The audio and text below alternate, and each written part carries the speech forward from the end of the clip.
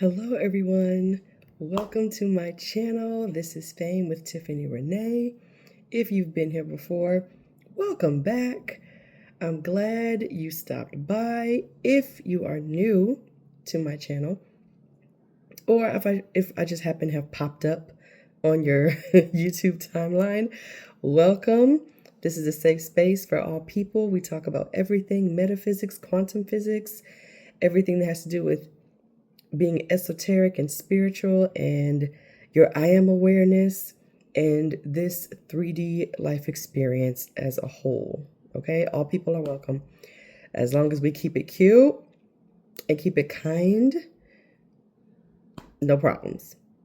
Okay, so as promised, new video, January 10th. We are in the first 10 days of 2026, and I felt like this was the best time to drop a new video. And like I said in my post, this is an incredibly vulnerable video. The footage I'm about to show you, it is kind of long. You know, my videos be long. So there were some situations that happened to me. A lot of you already know, you already watched some of my previous videos, that in 2023, there was an issue with my job, and we ended up having to separate, and it was really hard trying to find work that would pay me what they were paying me. And so I couldn't keep my apartment because it was way too expensive. I could afford it with the job, but I couldn't find a job who could pay me enough to where I could keep renting it. So I ended up having to let my apartment go in November of 2023. After that, I really didn't have anywhere to go. And so we had to go to court, and it just started snowing. I'm in Korea, in case you're new to my channel. I'm in South Korea, and that's what this is about. And it just started, I see snowflakes falling. So anyway, so because of that, I still had places to go. I had a friend of mine who was getting married, so I stayed with her until her lease was up. And so she and I were roommates, and then I rented a room from one of my other friends, and I was her roommate for a while until her father passed away. And then my aunt was like, hey, come back to Cincinnati. You don't ever come home. Come see us. So I actually went back home July of 2024. July of 2024. And that's where I was kind of introduced to everything Korean, the K-dramas and all that type of stuff. And then from there, I got interested in the culture, et cetera, et cetera. Went to the Korean festival in Atlanta, and I submitted artwork to be shown digitally here out in Seoul. Did all of that, and I just felt called to come to Korea, and I really couldn't explain why. I just felt this strong pull to come here, to be here. Of course, my circumstances were not looking like I could possibly do that, and you know, there were some issues with me being able to get an apartment. I had all these interviews lined up, but I couldn't. I even got a job offer, but you know, the dollar amount in the offer letter wasn't even enough for the apartment. And so I would have had a job, but no place to live. And then there were all these other issues that I had to deal with in terms of things that were popping up on not my credit report, but on the consumer report that was showing that I was ineligible, things that shouldn't have been there.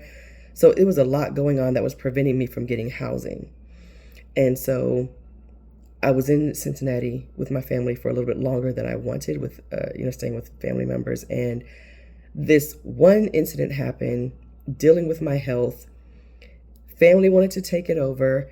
I actually set a boundary, which is something I rarely did with, especially this particular family member, and it did not go over well.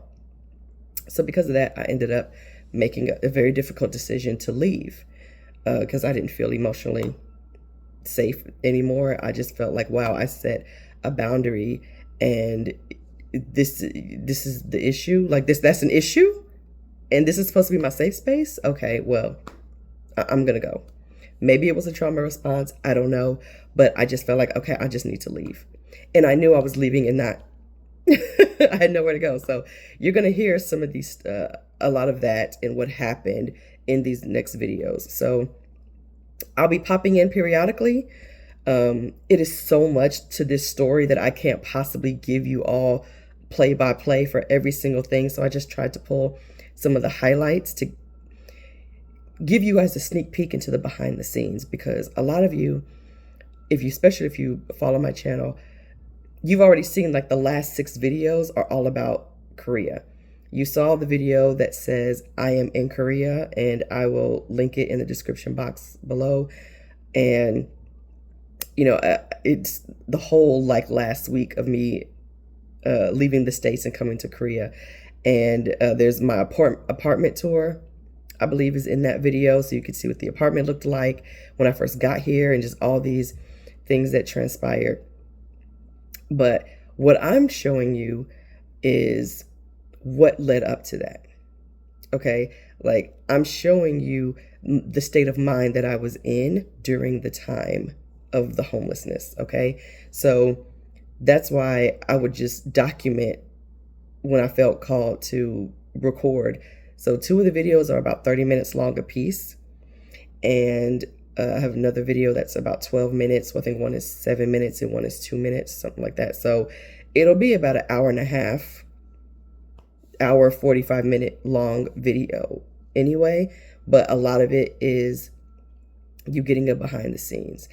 And once that's uploaded and you guys get to watch that and get a better understanding of the highs and the lows that I was going through, I wanted to inspire you that it's not perfect all the time. It doesn't, in its imperfection, is still perfect. Let me say that. But I just wanted you to see there is a behind the scenes thing. It's not just, oh my God, Tiffany made it to Korea. She's living her dream life.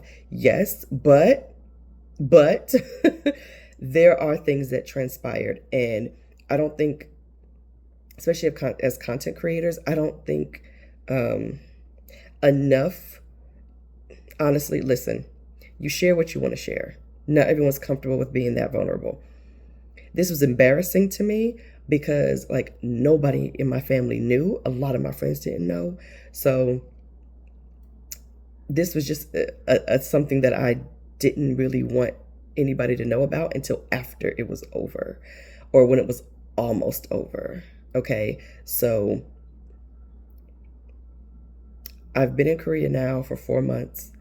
And I'm very far removed from who I was in these videos. And in these videos, I was a woman who had lost everything and found herself living in her car. And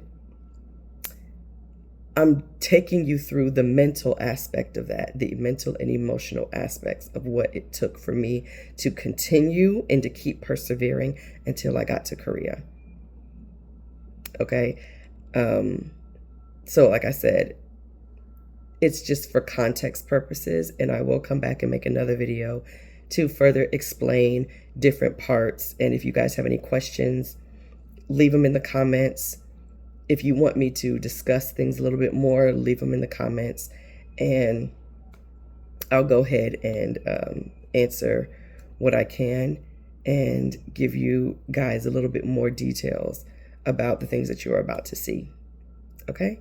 Thanks for watching. I appreciate you all, and be inspired, be encouraged. Even if you feel like you've hit rock bottom, you're broke, you're living in your car, you're by yourself, and you don't know what the heck is going to happen to you, and you don't know where to go, let this inspire you. Let this inspire you. Okay? And I'll see you soon. Hello. Here's another check-in. I did a previous one, but it got really dark, and then my phone rang, and I don't even remember what I said on that. But basically, still documenting. It's been a little over a year now, and I can't even believe it. I'm just gagged and gooped completely by that. There was a lot of issues with the apartment, the previous apartment, and the court and all that type of stuff, and it just took a really, really, really long time for all of that to get cleared up. And then I find out that it's on like your consumer report. Stuff was posted to my consumer report that don't exist. And that was a hold up. So I'm still like going through with that, I just talked to LexisNexis today, and after 5 times over the last 3 years of me asking them to remove stuff, to remove me from their database, they're just now like putting in the official request to have it done.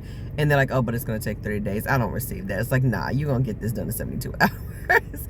Because it's holding things up for me, getting an apartment, which let me not even affirm that, right? Because circumstances are just circumstances. But I'm back in Indianapolis. I was home in Cincinnati as I recorded previously. I left on Thursday. Today is Tuesday. And my birthday is Saturday, this Saturday. So it's December 17th right now. And all of this started November 27th of 2023. And here we are, December 17th of 2024. And I've still kind of been homeless, if you want to call it. Like, I haven't had my own place. I'll just put it that way. I haven't had my own place yet. Still growing my business and coming up with new ideas and new products. Having a consistent, regular 9-to-5 still has been a challenge, which still behooves me. It's like, what? You know what I mean? Like, my resume is pretty good, college degree and all that type of stuff. So even today, I got 2 rejection letters for stuff that only required a high school diploma. Like, no shade or nothing. You see what I mean? It's like, okay, it's entry level and you just want people to have a high school diploma. I have a bachelor's degree with a bunch of work experience, but I can't get it. Oh, but you don't have the right type of work experience. Okay, just whatever. So, I left home because of a situation there, and I wasn't like thrown out, but based on what was said and the things that transpired, that to me was so left field, for me. And I'm in a space now where I'm learning how to create boundaries, and because I didn't know how to do that. I had no boundaries as a kid. Like, I was constantly violated as a kid and as a teenager and a young adult. Like, I didn't even know what boundaries were really until I was like in my early 30s. No one had a conversation with me about boundaries. And, I think a lot of times, especially if you have experienced a lot of childhood abuse or childhood trauma, you don't really know what boundaries are. You know what I mean? Because your boundaries were completely obliterated long before you even knew what boundaries were. And so, especially if it was your body, and so learning to have complete autonomy of my body and be able to call the shots and have some sense of control, since now I have control over my body, where there was a time when I didn't, you know what I mean? And like, whatever was going to be done to this body, you know what I mean? And I had no say in it, right? And so when this topic came up about something with my body, with my health and everything, I set a boundary with how I wanted to handle it. And clearly that boundary was not received well. And I guess it's because people aren't used to Tiffany setting boundaries, you know what I mean? Especially boundaries in the moment. But if you're pushing, and when I actually push back, and then all of a sudden it's a problem, and things are being said, and I'm being, called out, accusations are being made, blah, blah, blah, then to me, that's the same as you telling me that you don't want me there. It's so uncomfortable that I'm like, okay, well, I need to leave. And, I've mentioned this before. I don't go home a lot, you know what I mean? Just because there's a lot of trauma surrounding home, and I've never felt at home. I've never felt safe, you know what I mean? Like, just because a lot of trauma surrounds there. So being at home is where a lot of my trauma happened. So being home safe is me being by myself. And I'm not saying that's right or that's good. I'm just saying that's how I learned to cope, right? Was just being like, okay, well, I just need to always be alone and live alone. And then that way I'm safe, because I don't have to worry about anybody else, you know, attempting to, I don't have to worry about being hurt by anybody, because it's just me at home, right? So needless to say, I left, and I left sooner than I wanted to. And I didn't have a plan because, you know, my plans have been hijacked by the dragging of the feet of other people and stuff like that, and other corporations and entities. But I've been doing what I can, and I don't know, mentally I've just been all over the place sometimes, you know. There's just something almost like a mental paralysis sometimes, you know, where it's like the outside world really wants you to do something and do it in a certain way, like go out and do this, or get a, you know, regular job, or go and do this and do that. And for some reason, it's like all I want to do is just sit and like stare at the wall. You know what I mean? Almost like my mind gets on overload. I don't know if any of you all can relate to this, where you just like kind of shut down, and it's like all you can do is just sit and like stare blankly, or watch TV or something, you know what I mean? And not to say that I didn't do things, you know. I was still holding my sessions, I was still creating, you know, content, I was still doing things for creating new services, new products, all that type of stuff, you know. I submitted my artwork to this gallery that's based out in London, because they're doing a show in Seoul, South Korea, and my art was chosen. And so my digital versions of my art will be shown at their Seoul show in February. And I'm just like, okay, I have to be in South Korea at some point. Like I literally all summer, since July, August or so, I'm like, I have to go to South Korea, I have to go to Seoul. Like, so I don't know how, but I'm gonna be there, and I want to live there for at least 2 months. Like, I just want to be, you know what I mean? I at least want to be there for like 2-3 months, learn a little bit of the language, you know, and just make that a yearly thing, where like maybe twice a year or something like that, I just go to Seoul and just learn more and more and more. So that's what's gonna happen. It's gonna I don't know how, but it's gonna happen. But so now I'm in my car, and I'm just being transparent with you. I've been living in my car since Thursday. Now I've, you know, had events, stuff like go to, like hang out with friends and stuff, and, you know, I would crash on their couch, or some had extra space in their hotel when we were all visiting to celebrate my friend's birthday, so crashed on the sofa bed in their hotel. And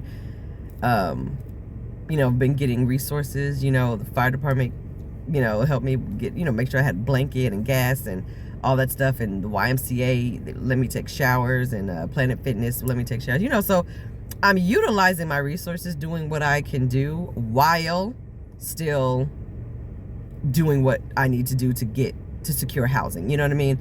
But all of that is still taking time because of all of the consumer reporting things, you know. So it's a lot going on. And through all of that, I am still choosing to remain optimistic. I listen to my videos, Tom Karen, listen to Roxy. I actually have a call with Roxy, like she's doing her BBD Club quarterly call, and I'm here at the library, so I can, you know, jump on that and use their Wi-Fi and stuff. And I just, you know, I like to be transparent, because I know sometimes people want to they want to see like a glow up in real time, right? And I was very reluctant to show any of this, because I'm really good at assisting in other people's glow ups. Like I know that, like when people have my sessions, there are true results. My eye on the prize boards, There are genuine results. I mean, I've gotten results from my eye on the prize board, okay? And, while this is not the ideal situation, okay, and it hasn't been, if I really stop and think about it, the only thing is that I haven't just been in my own place, and I'm used to being in my own place. But I have been taken care of. Like, let's be honest, like, God and the universe have been providing. I have been affirming that, my world takes care of me, everything is working out, best case scenario. And well, even by logical standards, logic would say, well, you should have just sucked it up and just stayed home and whatever, you know what I mean, because you didn't have anywhere else to go. But it's like, if I'm going to be faithful, right, if I'm going to operate from a place of faith and knowingness and I amness, I can't just do it when it's convenient and when I feel comfortable, right? Like, that's the point. Anybody can start affirming things that feel good and, like, know that manifestation and stuff like that is coming when they're comfortable, or even at least relatively comfortable, or at least when all their basic needs are met, right? Okay, so I have to sleep in my car. Okay, that's fine. It's not the first time this has happened in my almost 42 years of existence. I've had to sleep in my car, I think, once or twice before, very temporarily. And it wasn't great. It was maybe like for a couple of days. But I actually did have jobs, though. I had a job. One of the time I had two jobs, and I just had to wait on my apartment to get ready, but I had nowhere to go in the meantime, so I was just homeless. I was just in my car, right, because I had nowhere to go. But so this isn't about being lazy or never working or anything like that. Like, this is, aside from the quarantine, the pandemic, this is the longest time that I've gone without a typical 9 to 5. Has been a little over a year when I started my business, and I'm constantly learning how to do things better and stuff like that. And I'm so grateful for the clients that I do have. But, you have to follow you. And sometimes the path to you, it's a rocky one. Sometimes it's a lonely one. Sometimes people are not going to get you. They're not going to understand your logic. They're going to misinterpret what you say and misinterpret your beliefs and how you move and how you operate. But you're operating from a place of alignment for you, okay? You can't, I'll say we, myself included, we cannot operate and try to call into alignment things that are going to be conducive to what other people feel that we should be aligned with. You know what I mean? Because they're on their journey, and we don't have a right to dictate or tell them anything about their journey, okay? Just like they don't have a right to dictate and tell us anything about ours. It may look crazy. It may look weird. It may look like, once again, you in that toxic relationship, or once again, you've lost your job, or once again, you need, financial help, or once again, you're in a messed up state of mind, or whatever. I get that. And from the logical perspective, people can say, okay, well, I'm fed up of that. Like, every time this happens, you reach out for help, right? And I'm not saying that I do this all the time or anything like that, but I'm just hypothetically speaking. Let's say, you get into a toxic relationship with the same person or the same type of person all the time, and then it goes south, and then you look to, certain friends or family members for solace, for compassion. And they're like, okay, I'm compassioned out. I don't have no more compassion for you, because this is the 4th time you found yourself in a toxic relationship with this person or someone like that person. So now it looks like you're doing it on purpose. It looks like you've gotten comfortable with being in these type of toxic relationships because somebody's always going to be there to have compassion and have solace for you. And I'm not doing that no more, right? Insert fill in the blank, whatever the circumstance is. And I listened to this thing today, and it was very moving, because it was I was posting something that this girl I follow, she had posted a something from somebody else's page, and I took a screenshot of it and I was uploading it to my stories on Instagram. And I was looking for a song to attach to the post because I thought it was a really beautiful quote. And I came across someone called it was like nature something black, but it was spelled BLAQK. Oh my gosh, forgive me, I can't remember. If you know who I'm talking about, you know who I'm talking about. But it was like this beautiful song of affirmations and everything. And like, it's called, I think, You Are, like, Your Past Doesn't Define You, I think is what the name of the song was. Your past doesn't define you.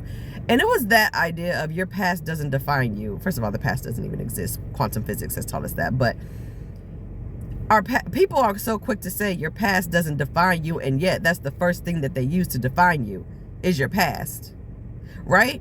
Your past mistakes, or what they view as mistakes, your past moments of growth, your past moments of clarity, your past moments of whatever, right?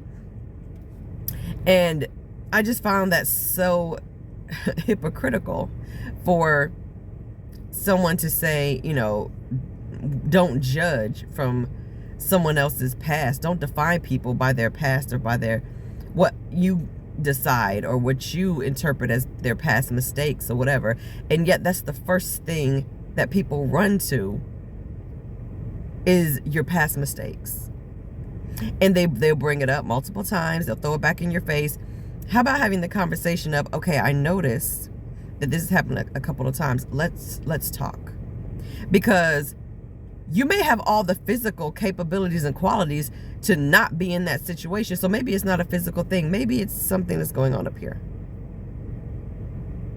And that requires a whole different type of compassion. It requires a whole different type of emotional intelligence and patience to understand why someone has created this pattern of doing this thing that appears to be detrimental to them or hurting them or a hindrance to them.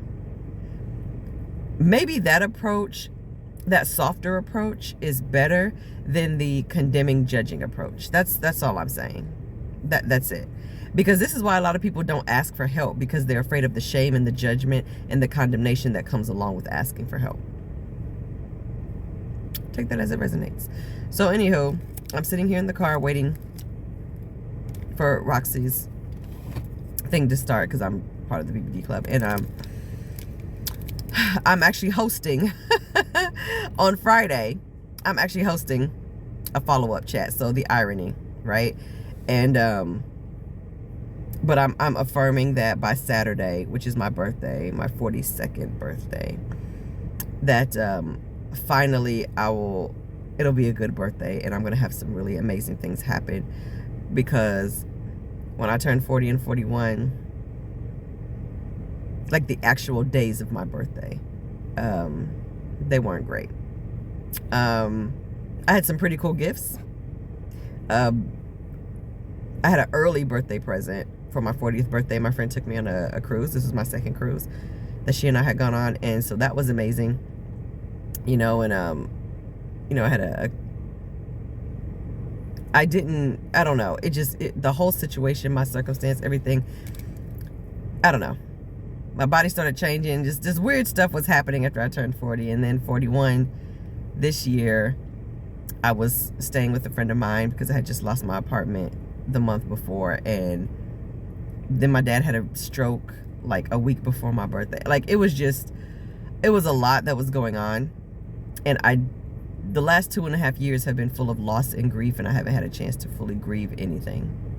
So I think that's also weighing a toll, taking its toll on me as well.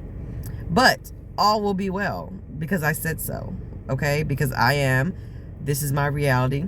I'm the God of my reality. And I am choosing better.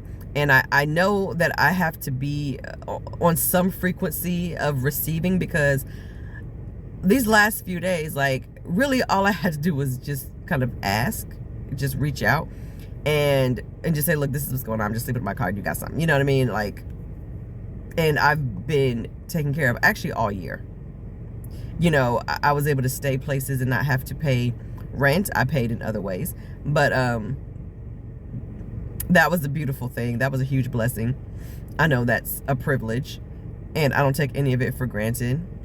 A good friend of mine, one of my best friends, she was getting married, so she let me just stay with her until her lease was up, because she was going to move in with her. At the time, he was her fiance. So she was like, I only have a few months left on my lease, just stay here the whole time. Okay, so she let me stay there for 3 months rent free, and I contributed in other ways. And I stayed with another friend of mine for about a month or two, and then I went back home for the summer and early fall, and then I'm back here, and I haven't had to pay rent. Again, like I said, I've contributed a lot in other ways, but just rent wasn't one of them. And so I'm very, very grateful for all of that. Like, trust me, I don't take any of that for granted. So I know that I've been looked after. I've gotten some incredible ideas. New things have happened to me during this time, different awarenesses and different desires, and I learned different skills that I now can put in my business. So it wasn't all for naught, but maybe just my time there was up, and it was time for me to leave. It was time for me to come back to Indiana, and I know there's opportunities here for me that I just needed to be here to take advantage of them. So yeah, I just wanted to pop on here real quick and give you guys a quick update on where we are. And so I know everything's going to work out, and you're going to see I'm going to have another update, and everything is just going to be falling into place. Like, I truly believe that. I have to believe that, right? So no matter how I feel, no matter how many times, if I have to cry, I cry, whatever the case may be, but I know everything is still always working out for me, best case scenario. Like, it has to be. I haven't been hungry, thank God, have food and stuff. Like, I'm blessed. All is well. So if you guys are going through something similar, just know, stay in your practice, because your optimism will help you, okay? If you gotta cry, cry. If you want to rant and lament, do it, and then bring it back to the self. Bring it back into I am, okay? Because that's where your true power lies. I went on a rampage of gratitude the first night that I was sleeping in my car in the cold, parked in a gas station parking lot. I went on a rampage of gratitude and appreciation. So and then, things started, I started, getting things. I've been taken care of. I've ended up, with warm places to sleep, and, blankets and places to be able to shower, and people being really nice to me and being generous and trying to help, trying to give me other resources, and, been able to get in touch with these consumer people finally, and things happening. So just stay on top of your practice. Don't give up, even when you feel like you broke living in your car. Like, things can and will change for you. Just stay focused in here. That's what I'm doing. It has not always been easy. Trust and believe that. And if you've been in this situation, then you know. And that's one thing, being in this situation, a lot of people who were helping, they've been in this situation. One of the firefighter who helped, like, he was like, I've been there myself, and he's a whole firefighter. Now, I don't know his life before. Maybe he wasn't, and he just turned 42. So maybe when he was younger, he had a rough time and he had to sleep in his car and he didn't have nothing. You know what I mean? So sometimes people can relate to your struggle. They'll relate to you. They'll make concessions for you. They'll make exceptions for you. I also affirm that. I put that on the prize board as well, that people always, like, I'm always approved for things. I'm always VIP. I'm always whatever. You know what I mean? Even with my concerts, I went to go see Derek Huff. Y'all know I love me some Derek. And I didn't have money. I didn't have a ticket. I didn't have nothing. They were in Cincinnati. I missed them here in Indy, so I saw them in Cincinnati when I was there. I made them a painting because I just happened to have a canvas and paint in my backseat of my car for Haley, because what happened to her last year and everything. And I made a painting for her and Derek. And when she found out that I didn't have a ticket to the show, I'm like, no, I'm not going to see the show, because, I just brought the painting because I don't have. She got on the horn and she was like, my tour manager, she's going to text you. And Haley put me on the guest list and left me 2 tickets at will call. And the show was phenomenal. The seats were great. And then afterwards I saw Derek, because, you know, that's the homie right there. This is my 3rd time seeing him. We had a great time, great videos, great promo. We do all that stuff. And then he was like, yeah, Haley told me that you didn't have any tickets. I was like, you know, life been life, and it's been rough. But I at least want to support you in any way I can. And he told me, anytime you want to come see a show, just put it on Instagram, tag me, and you will automatically be on the guest list. Automatically on the guest list. And I'm like, oh my God, I literally have that on my eye on the prize board. And I was still at home. You know what I mean? Like, in my not necessarily ideal situation, but I could already see that things are working out for me. I mean, things work out for me a lot with concerts anyway. So that's the expectation that I have, that of course. I mean, but being put on the permanent guest list of somebody, baby, what? Yes. So I know things are going to work out. So many things have been happening. I've been having great meditations, great downloads. A new book is coming. So this time has not been a waste. And so I'm just doing the best that I can, following my intuition, going places where I'm led to go for something. Some places I was led to go just to get an encouraging ear, and it turned out where I got good advice and somebody maybe filled up my gas tank for me. Or I would be led to go somewhere else and they're like, hey, come stay here and sleep on the couch, sleep in this bed, you know, if you need to shower, if you need to wash clothes, do whatever, you know what I mean? Here's some food, you know, here, whatever, you know, here's some blankets, you know what I'm saying? Like, if you got to sleep in your car, here's some blankets. You know, I have 2 blankets now, courtesy of one of the stations, state of the Indianapolis Fire Department, and courtesy of the YMCA. And the fire department, he actually gave me money because he was just happened to be at his truck when I knocked on the door, and I was knocking for forever, and I happened to catch him. I saw the light of the truck, and I knocked on the door, and he was inside the truck, and he was like, you just caught me, because they were all in the back, you know, and they couldn't hear anybody knocking on the door. And I was just like, do you just have a blanket? Because, you know, I assume firehouses have blankets. And they were like, no, because the ambulances aren't here.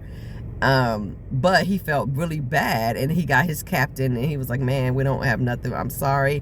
Is there anything you can place? It was too late. Couldn't go anywhere.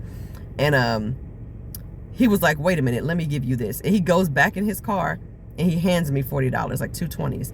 And I was like, oh my gosh, no, I can't, you know. And he was like, no, take this, go buy a blanket. Like, go, Walmart is still open. They don't close till 10 or 11. They don't close till 11. It's 9 o'clock. Go to Walmart and buy you a blanket. Okay? And get you some gas and get you something to eat. And I was like, I was so overwhelmed. I was like crying. Like, I was so emotional. And he was like, trust me, I've been there. And he said, it's so funny because I literally came out from the back to put these 2 20s in the car. Like, I was like, why do I have this cash on me? Let me put it in the car. And while he was doing that is when he heard me knocking on the door. And he took that 20 and gave it, that 40, those 2 20s, and gave it to me. I was like, look at God. So wonderful things will happen as long as you stay in the mindset of everything is working out for my highest good. This is part of my highest good. It has to be. Only good can come from this, and it will. And so stay tuned, because there's going to be a beautiful conclusion to this. And I'll see you guys in the next update. Bye. Hey, just popping in. So that was the first video, the behind the scenes. So you see what I was going through at the time. So here is the next couple, and then I will pop back in and check in with you again. Hey everyone. Good morning. It's 11:24 a.m. It's actually Christmas 2024, and I'm in the parking lot of a hotel, and I just checked out.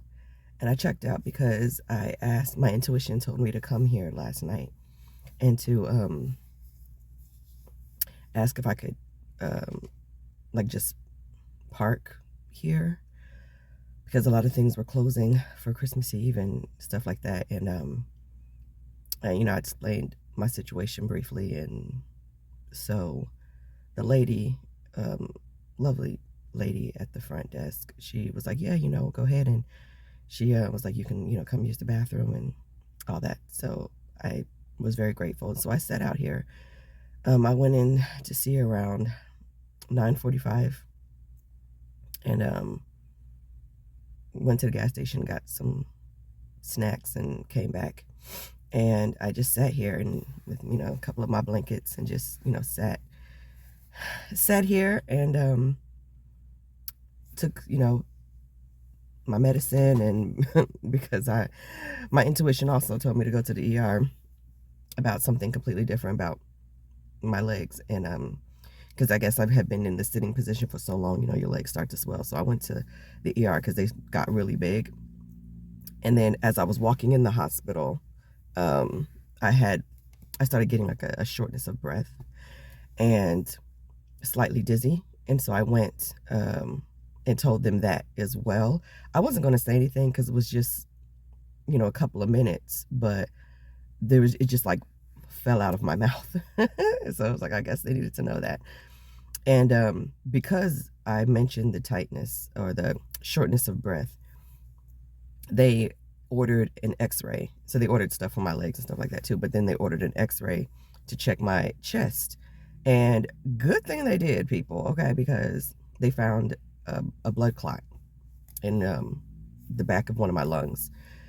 And it doesn't require surgery, thank God. It's not so big where it needs to be cut out, but they put me on blood thinners so they can try to dissolve it out, but so okay, I see that, but I'm always claiming wellness. Okay, so I am well, my lungs are perfect, you know what I mean? But I was just giving you guys, the tea about intuition, right? Because my intuition told me to say that, right? And because I wasn't. And so because I did, I found out about it. Okay, we're medically addressing it, but we're affirming that all is well, period, right?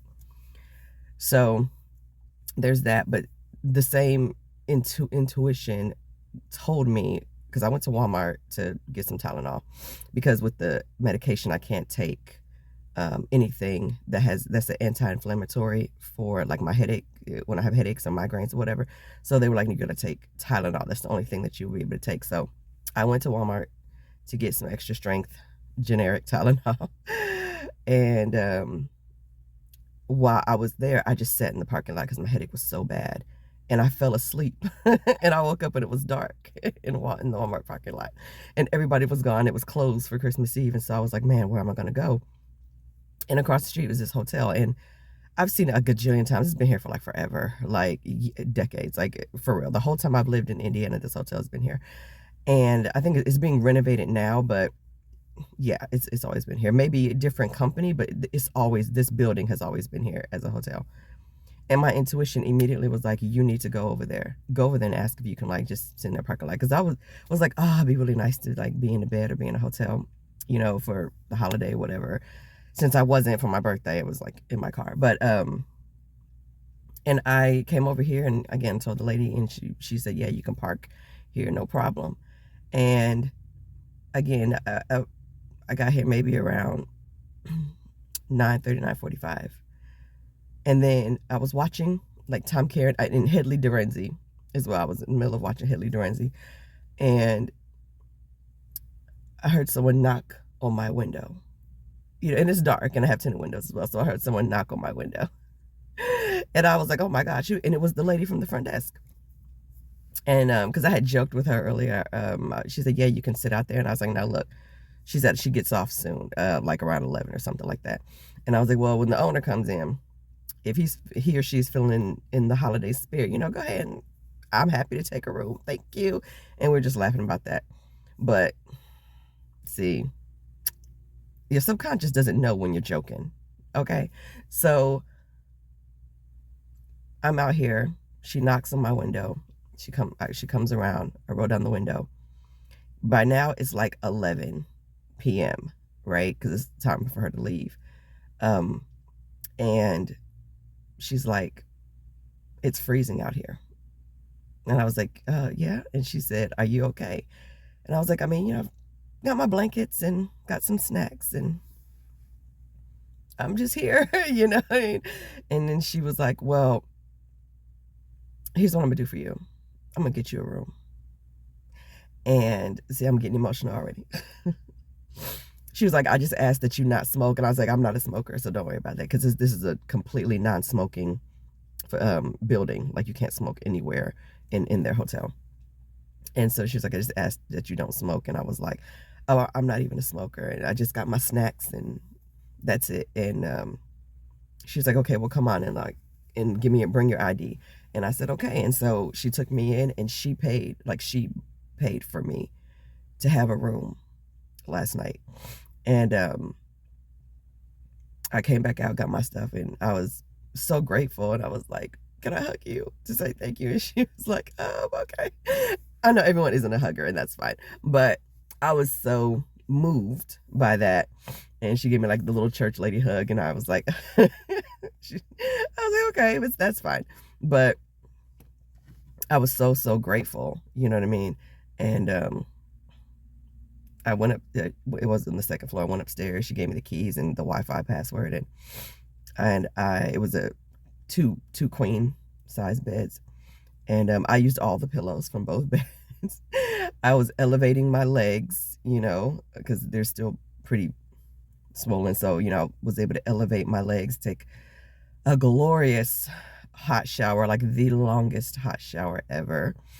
And which is also a blessing because, I've been going to the Y every other day to take a shower. And they were going to be closed New Year's night. Oh my gosh, not New Year's, but Christmas Eve, Christmas Day. And they weren't going to open again until the 26th. And so I'm like, well, I can't go 2 days without a shower. So that was a blessing because I was able to take a shower and groom and do all of that while I was in the hotel last night. And I got to watch Family Guy, which I love doing. I mean, it was like all their Christmas specials. Everything Christmassy was on TV, but I got to watch some Family Guy. And I was really, really, really grateful. I really was. Called my friend. It was like 11:45, and I was like, I know it's late, but I just need to tell you about this blessing that happened. And I slept. I had the heat cranked all the way up in there. And I brought Bunny in with me. I'm like, Bun, you can't be out here in the cold. Come be in this, my stuffed animal who I've had since I was 7, Bunny. Brought Bun with me. And I was like, you gonna come in here too and get warm. And I had a good night. And it felt good to sleep in a bed. I mean, I already don't take that for granted, but I really don't take it for granted now. It's such a blessing. And I listened to my intuition, told me to come here. And I ended up with a bed and a hot shower and a hot breakfast because they serve continental breakfast. And they said, between 6 and 9, come down and get breakfast. And so I got up at like 6:30, 6:40 and came down and and it's crazy because I kept telling myself I really wanted a waffle like for the last 2 days. And I was like, man, I really want a waffle. I really want a waffle, but I don't want to have to go and like pay for it, whatever, because I was kind of low on funds. But it would be really nice to have a waffle. Why was waffles part of their continental breakfast? And I got to make me a waffle.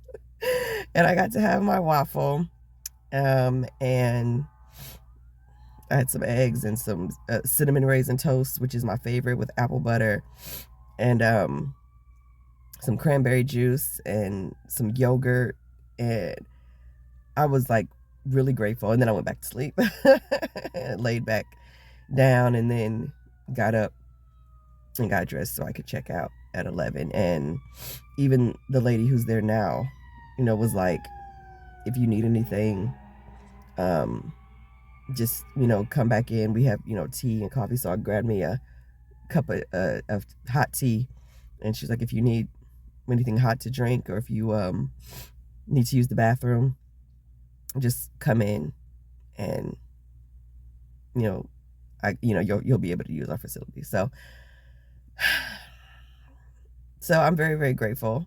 Well, yes, I'm sitting in Penelope now because I just checked out, and everything is closed because it's Christmas. So I'm like, I don't even know, there's really like nowhere else to go. But she was gracious enough to be like, hey, yeah, you could just stay parked out here. And I'm just really, really, really grateful, because I'm telling you, out of no way, you know how a way is always made. And I know not many people would be sleeping in their car, and kind of living in their car at the moment, and gratitude isn't the first thing that comes to your mind. I get it. It isn't always the first thing that comes to my mind every day, but yesterday, it was Christmas Eve, but the day before, on the 23rd, I went to the Y to take a shower, and I sat outside because my phone bill was going to be due yesterday on Christmas Eve, and I had no money to pay it. Like, they do like a promise to pay and whatever, and it was like $142.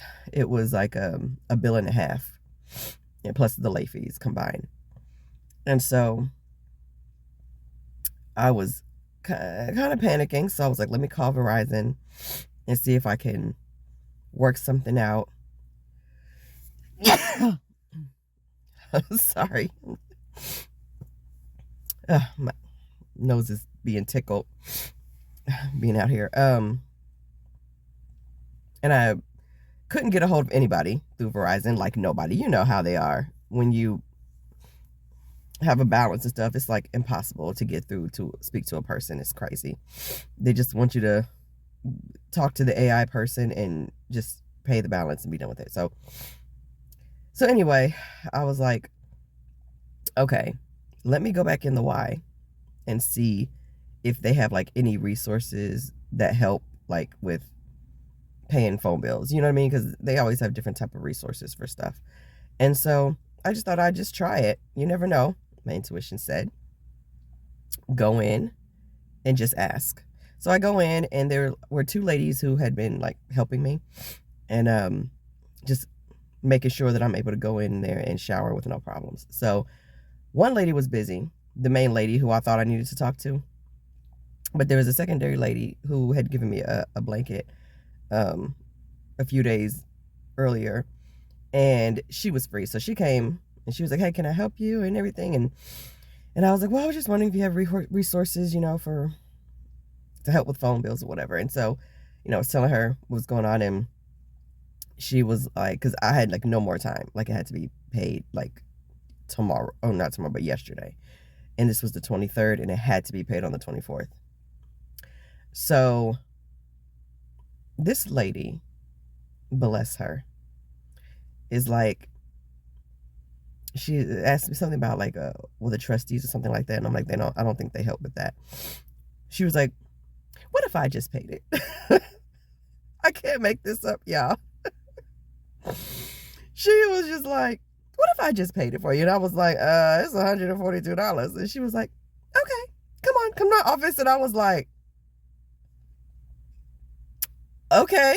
So I go in the office, and I'm like, well, it's 142. That's just all that's due. And they said they can push out the remaining, which was the new bill that was billing. So the total was $237, but only $142 needed to be paid, and the rest could be pushed out. So she was so gracious, and she insisted. And then I pulled it up on my phone. She's like, oh, we can just do it on your phone. Okay, cool. And she I said, yep. And this is the past due right here. I showed her the dollar amount. It's just $142. This is the total, but only the $142 needs to be paid, and the rest can be pushed out. This angel of a lady says, you know what? How about I just pay the whole thing and you just start from scratch, just start over. And I was like, it's $237 the day before Christmas Eve. And she was like, okay. And like literally, I pulled it up and she read me her card information and paid the whole thing. My balance is zero. Okay. Yeah, the last this year has been rough. Okay, let's not pretend that it hasn't. And my balance has not been a complete zero, I would say, all year. Maybe like my new bill balance would be there, whatever. Like she even paid the new bill, the bill that's not even due yet. She paid the whole thing. And I was like, oh my God. And then she gave me another blanket. She gave me this blanket. And she was so sweet and so kind. And I was like, but it's the holidays, don't you need, and she was like, it's fine. She was like, I said, don't you need to use this for anything? And she was like, I have everything that I need. And I was like, whatever it is that you're wanting, I pray that you get it this year for your generosity. And she was like, I have everything that I need. I'm fine. Thank you so much. And I was like, bless. And gave me a hug and sent me on my way. And that was on the 23rd. And then yesterday, the 24th, this lovely lady at the desk of this hotel just wants to get me a room. She didn't have to care. You know what I mean? And that's because people don't have to care.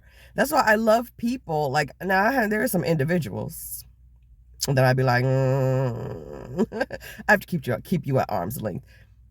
But I try really hard not to let the action of individuals define my relationship with the whole. You know what I mean? Because everybody isn't a bad person. Everyone isn't out to get you. Everyone doesn't have an agenda. Everyone just doesn't. There's like 7 or 8 billion people on this planet. Everybody is not out for themselves. Like, they're just not. And there are some really, really, really, really good people, really kind people, or at least people who in the moment are used to demonstrate kindness. I have a video about this as well on my channel, where it's like, I love people. And I always say that, and trust me, I've been done very wrong. I've seen the wickedness that can manifest itself into people's actions. I've experienced that. I've been on the receiving end of some of the worst treatment from people. As a child, as a teenager, as an adult, and yeah, it sucks.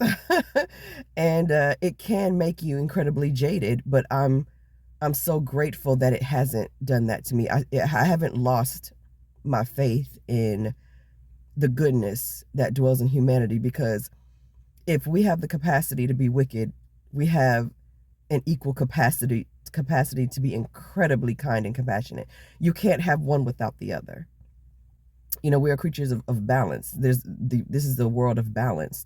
And I think it was Maya Angelou said a beautiful quote that I hope I don't butcher, but basically she was saying, someone asked her about how she felt about something that happened. I think there was like a murder or something like that was in the news, like, just a gruesome serial killer or something like that. It was something that caught the attention of the nation.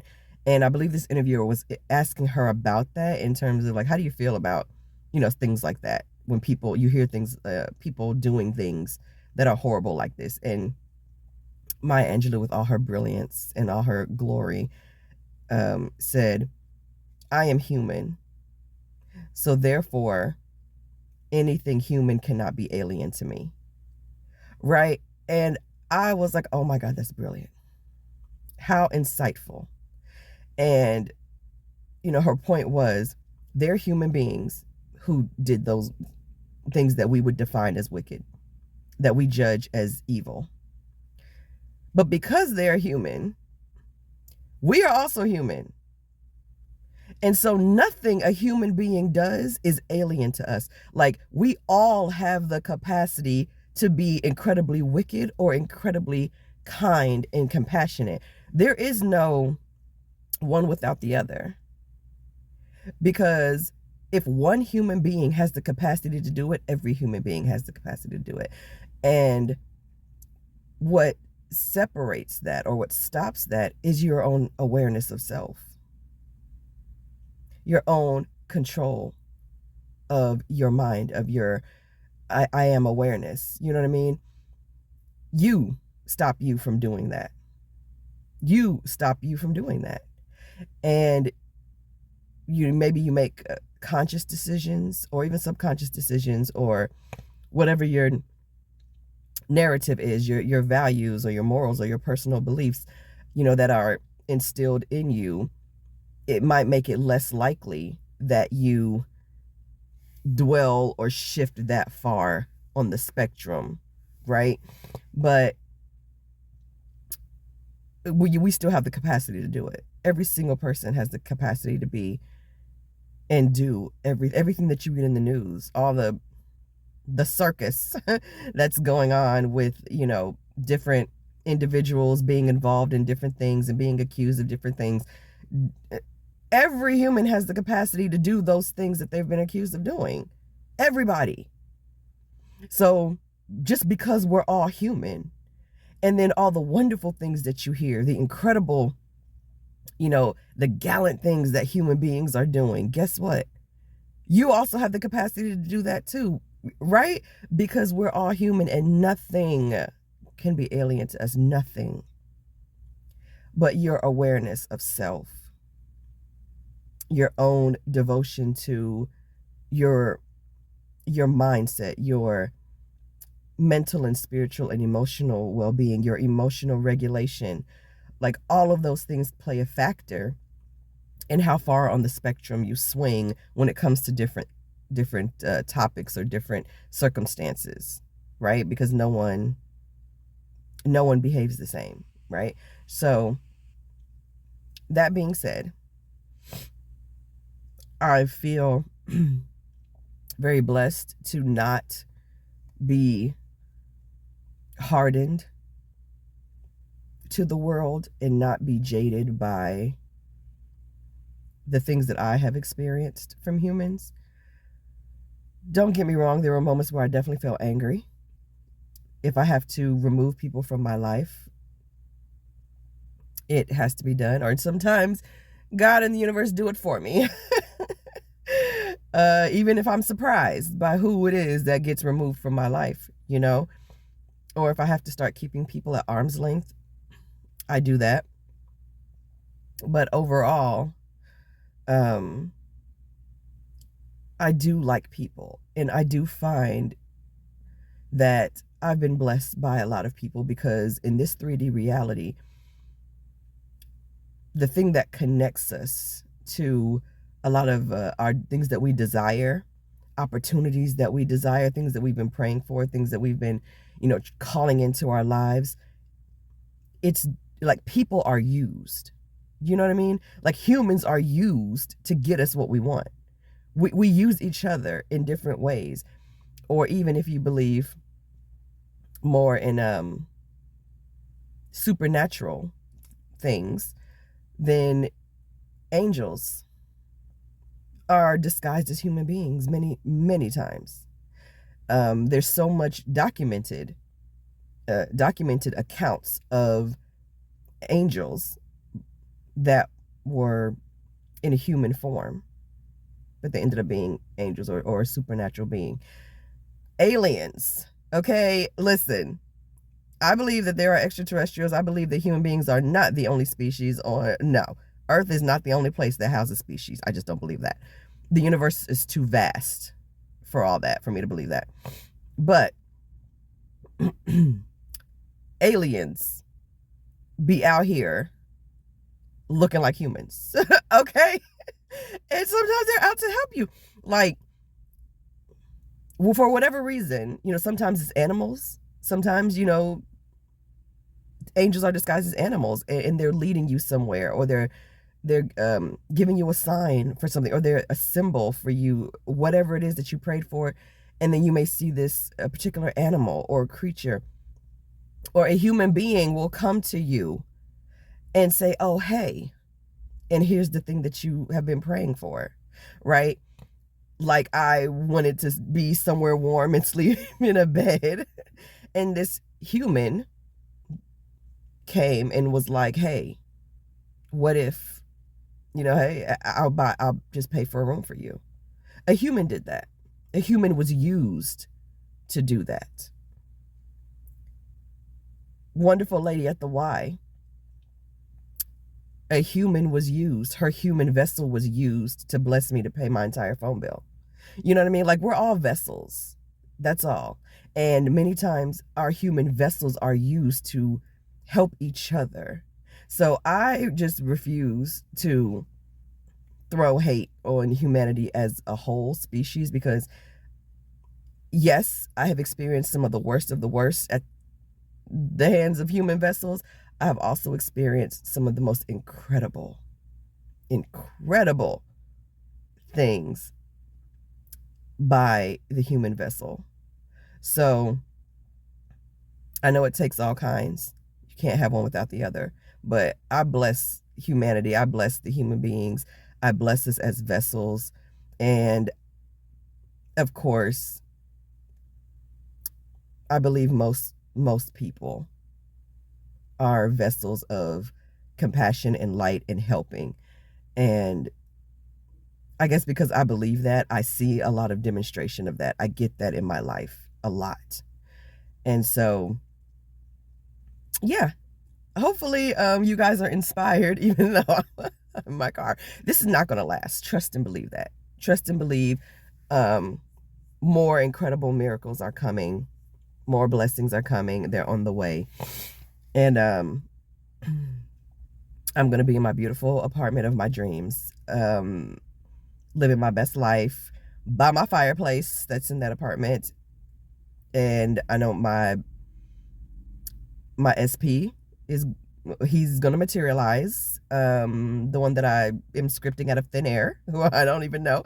And yeah, and this is going to be an incredible testimony, and I declare that it is going to inspire and bless so many of you, and you are going to get through any challenge. You're going to be able to face any challenge head on because of my experience and my story. So last year was a rough year.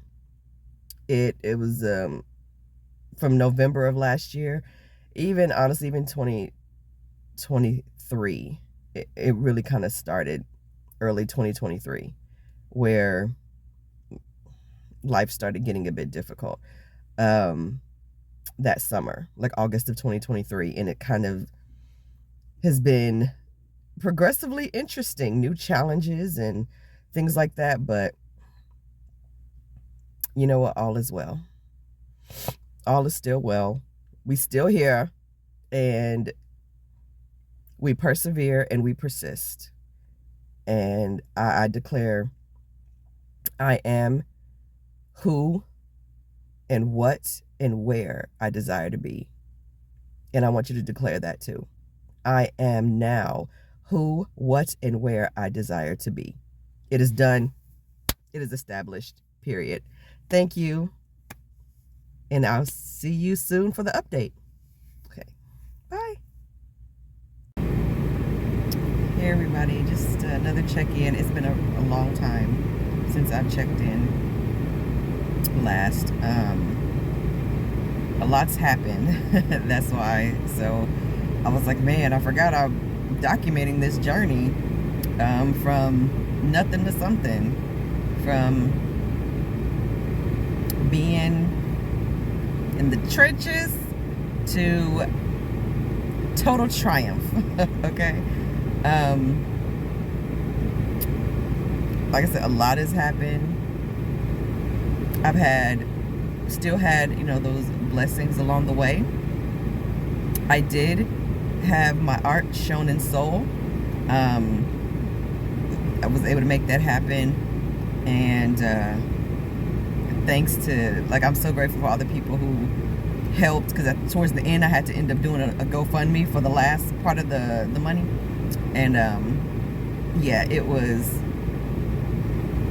kind of unexpected, but because my dad and stepmom did help me with it originally, they paid for it, but then there was something else that happened, and then there was extra money that needed to be paid, so I didn't want to bother them with that. So I did a GoFundMe, and within an hour I had, you know, the money, so I was able to show in Seoul, and I'm really grateful about that. And still currently, well, at least right now, in the car, and it's been maybe, I want to say about 3 weeks now,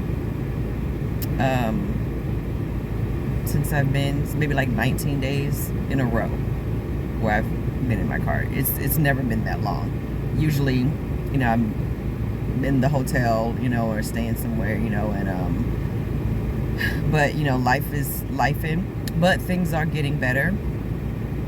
I have my moments where I'm very optimistic, and you know, it seems like things are really moving in the right direction, moving in the direction that I want them to go. You know, it's really strange.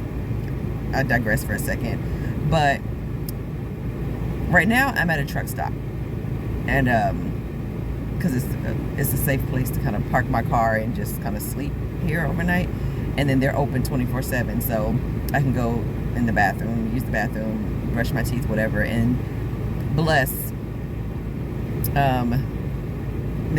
Miss Ma'am from the YMCA. She's been renewing my membership, so I can go to any YMCA and like take showers and stuff. So I'm super, super blessed. And she's been paying for it. Okay, so that's what I'm saying. Like, I've been very blessed in this type of you know, homeless circumstance. But I was even blessed again today, because today was a day. Okay, and I was like, holy crap, I can't do it. Take me down, Lord. Like, I could not. And then I pushed through, because out of anger and frustration, like, well, I'm already here now, you know what I mean? I might as well do whatever. And did stuff at the library, and one of the librarians was so nice. Oh my gosh, like, she blessed my life. And then she gave me a bag full of chocolate. Sorry, all the tension and stress is in my right shoulder, so it's been hurting for the last 2 days. It's not as bad as it was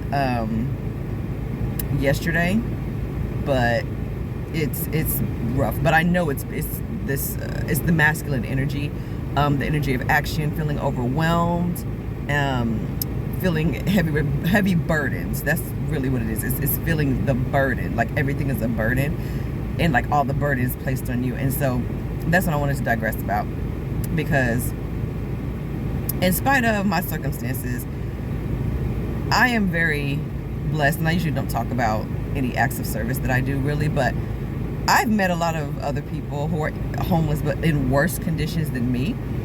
And you know, we help each other. They tell me about resources that maybe they've, you know, had, and you know, if I have, you know, food or, you know, state assistance or whatever, I usually just give them food. Like, or I buy stuff, you know, with them, the SNAP benefits or whatever, and I, you know, just try to feed them. Or if I have an extra blanket, you know, because I was given 4 blankets and I gave 1 away. Like, it's almost like we help each other, and it's really special when humans start seeing humans for their humanity. Because the number of times that I've been told, you don't look like you're homeless, well, you don't look like you're struggling, well, you don't look like it. And I'm like, what is a homeless person supposed to look like? Please enlighten me. Like, what? Like, the stereotype. Like, what is the stereotype? Okay. Yeah, I mean, some people, they're on their own journey, and it just looks different. But, hey, none of us got a home to sleep in. You know what I mean? Ain't none of us got beds to sleep in. So, why? Because because I take a shower. I have a place, I've been blessed where I can get showers, and I, you know, still have some clean clothes in my suitcase or whatever. And like, what? Because I don't reek or something, or my teeth aren't brown. Like, what is your point? What are you trying to say? And so I would like us to normalize not passing judgment or making assumptions about people's circumstances, because people can be spit shined, okay? When I have interviews or doing things or showing up on my Zoom calls, whatever, spit shined, okay? Like, if I'm showing up to appointments at these organizations or institutions, I look decent, I look clean, I smell fine, like, what, you know what I mean? Never would they guess in a million years that I was going through what I'm going through if they didn't know, like if I didn't tell them. And a lot of people don't know. So that's why I'm documenting this as well, because, you know, anyway. But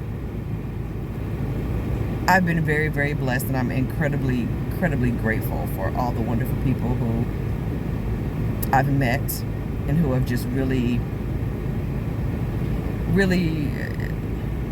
just shown me compassion and kindness. And I know it doesn't look like it sometimes, especially right now, you know, but there are still so many kind people in the world, so many good people, and people who have helped me, different religions, you know what I mean? They probably have different political views, different things, but in the moments of humanity does shine through. So don't lose faith in humanity completely, and don't lose your humanity, right? But some good news is I've been manifesting going to South Korea. Y'all know this, okay? I've been like, oh my God, enamored ever since I was introduced to the whole K-drama thing. And I went, you know, to the Korean festival, and, you know, I've just been looking at like different cities and looking at what it would be like to live there. And my spirit was like, girl, you need to be in Seoul. You need to be in Seoul, South Korea. I don't know why, I don't know how. And then it started coming up on my feed because I'm part of like different Korean groups, you know what I mean? And different Korean actor groups that I contribute to and stuff like that, you know? So it's on my feed a lot, you know what I mean? Looking at the cooking and stuff like that. So an opportunity showed up. I'll give all the details later, but an opportunity showed up where it looks like it'll be much more of a reality and not just a wouldn't it be nice. So as long as everything goes the way I'm declaring it's gonna go, come late summer, early fall. Right now it's April 11th, 2025. So come August, September 2025, your girl will be on a plane to South Korea for a year. I will keep you posted, okay? I will keep you posted on that. And that just happened like within the last couple weeks, like literally. It seems like it just dropped out of the sky.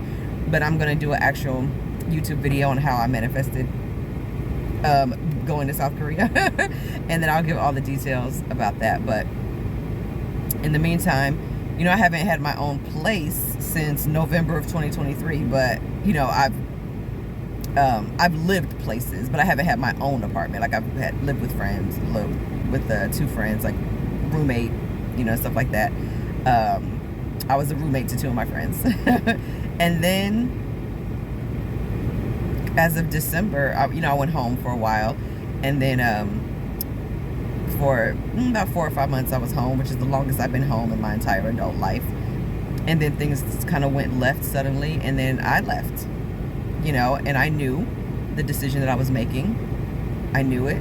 I said, you know, it's very possible that it's gonna be hard because you're not prepared. You don't have your apartment yet. You haven't started your new job yet. Like all these things. And I was just like, I don't care. I'm gonna go back. I'm gonna go back to Indiana, and I'm just gonna trust that it's gonna work out. I'm gonna have faith that everything's gonna work out. And I've been incredibly blessed. Trust me, I've had some hardships. You know, ain't nothing worse than being up in your car and it's a snowstorm and it's a thunderstorm, right? Happening. It sucks, you know, but I've been very blessed regardless. And I know things are always working out for me, best case scenario, even when it doesn't look like it, even if I have to get mad and throw my hands up like forget it, whatever. And then it starts, because as soon as I did that today, everything, like things started working out. The application process, I got so much of the application done already. And I was updating things and it got stuff like a lot of things that they wanted. And I was like, oh my God, you know what I mean? And then I was blessed with some like gift cards and some money and, you know, so much candy, like a big old bag of chocolate candy. Like, things really, really started to change the minute I just said, forget it, whatever. Do with me what you will, because I'm done. I'm so over life right now, just whatever. As I'm going into the library to like start, you know, doing the things, because I could have just like said, I'm going right back to the truck stop, F this, but I didn't. I was like, well, you done wasted your gas to come to the library. You done sat out here in this parking lot for an hour being mad because other things had happened and stuff like that. And it was just like, all these phone calls, it was just really irritating me. And for the last couple days, and maybe it's part of the full moon, you know, energy as well. My Sagittarius side been on fire. Okay, so I will keep you all posted. I just want to check in because it's been a while. And when this whole video is actually done and it's all compiled, this may have to be a part 1 and part 2, because this is probably gonna be like a 2-hour long video. Because you know my videos are already like an hour long, so this one, I'm intercutting all these other pieces. You know, I don't know, I may have to edit some of this, but just to kind of maybe do a voiceover and just see. So I'll keep you guys posted. Love you all. Bye. And the plot keeps thickening.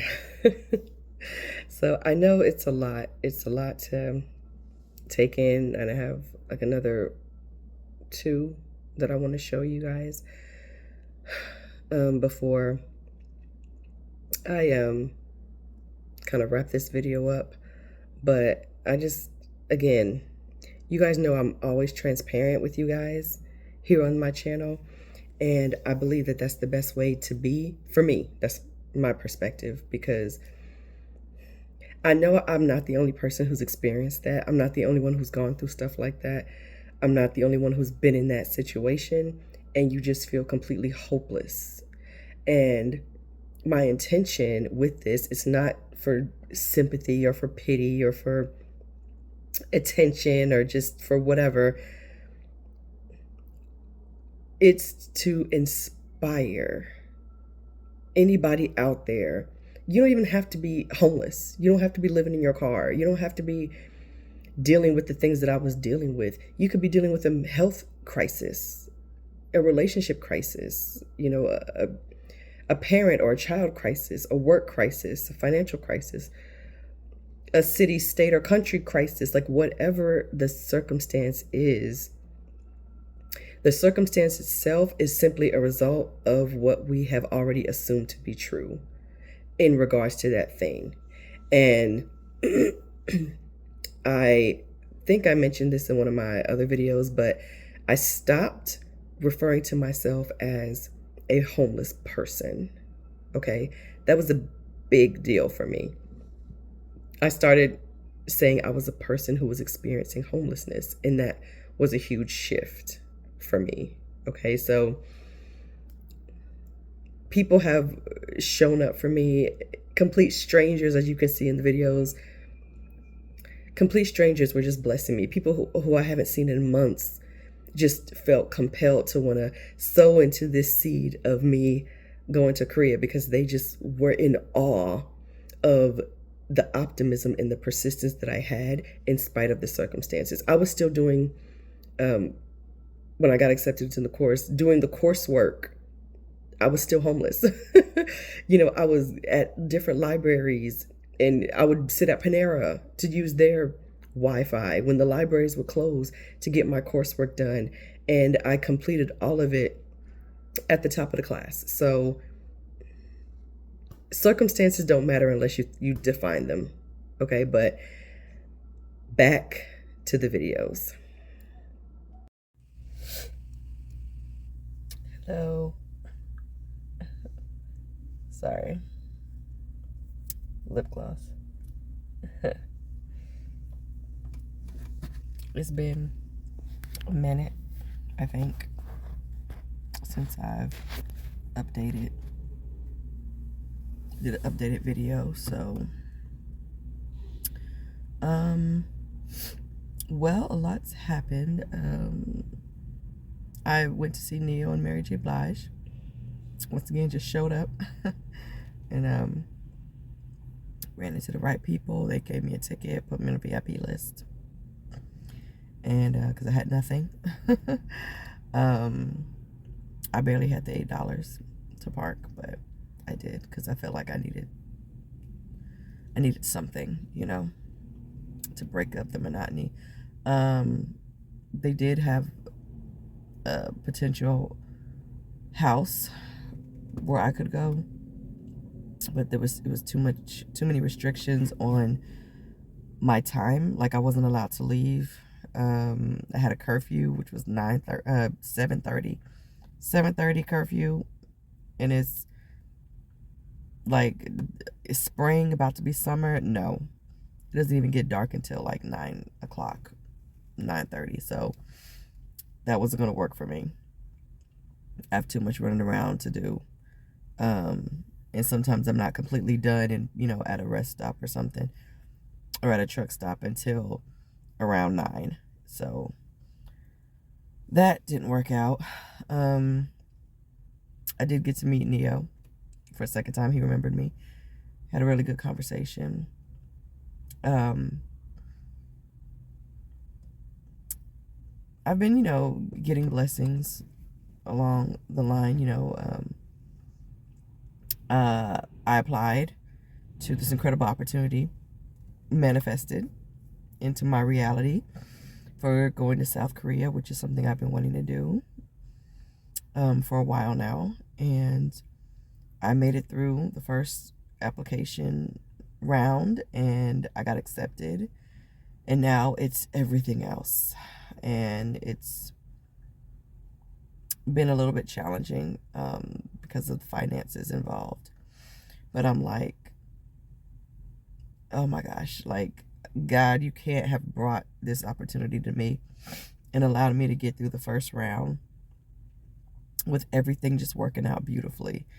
Miss Judy paid my storage just because, and she paid my phone bill. And so I was able to get in my storage because I needed my degree. And it was in storage. And I was like, oh my God, what box is it going to be in? I scripted and declared that it was going to be in the first box. As soon as we opened the storage, moved the love seat, the box was right there and it had my degree in it. And things just kept going wonderfully. Jenna insisted on, she offered to pay, I would just like want to borrow the $50 application fee, but she was like, you're good, here, just take this amount of money. And so I was able to submit the application, got my letters of recommendation, like everything. And so it was great. It was great. And I got accepted. So now it's like, okay, well, I have 10 days to come up with $500 and pay it. 7 days if I want to start the course, the program, by May 12th. And be done in July, because I would be leaving in August. Once I'm doing the course and they place me, and that's what the $500 is for. And then once I get accepted to a school, there's an additional $1,400 that covers everything else. And so, yeah, the finances has been like, plus, you get reimbursed for your flight. But a friend of mine said that when she went, she asked them if they could pay for the flight up front. And her school was willing to do that. And so, instead of like her paying it and then them reimbursing her, giving her the money back, they just paid for it up front. So that may be an option for me. And then, we'll also need money to live there for the first month until I start getting paid. So it's like, once I get there and I start getting my paychecks, I know things will start being a whole lot easier because I'll have a paycheck. And, I don't have a teaching license. I did teach A little bit I did tutoring and substitute teaching. Um, and I don't know, it's just been like a really weird phase right now because I feel very overwhelmed with just trying to live and trying to have my dream experience. And everyone keeps, different people keep giving me different types of advice, like, well, you need to do this or you need to do that, and you need to go apply here, you need to go apply there. I've been sick, under the weather, and it's like, you need to be a substitute teacher and make some money that way, and you need to, just get a temp job, or you need to do this, you need to do that, or you need to create a product for your business that's going to be a high ticket item, and the right people will pay it, and stuff like that. And when I say it's so much noise,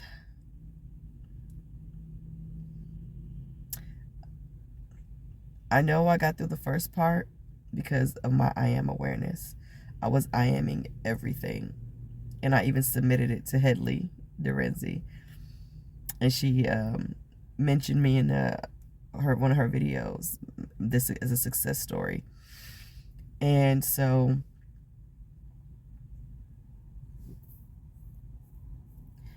I'm keeping the faith, though. I'm having a moment of I've been struggling to surrender and to fully trust today. Even though I've been listening to a lot of things that are leading me in that direction, I keep hearing things that's like, girl, this is your season, this is your time.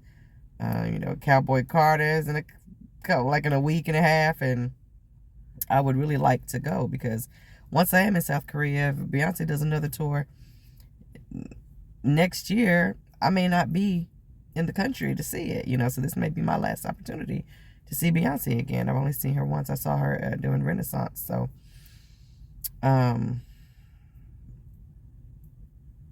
yeah,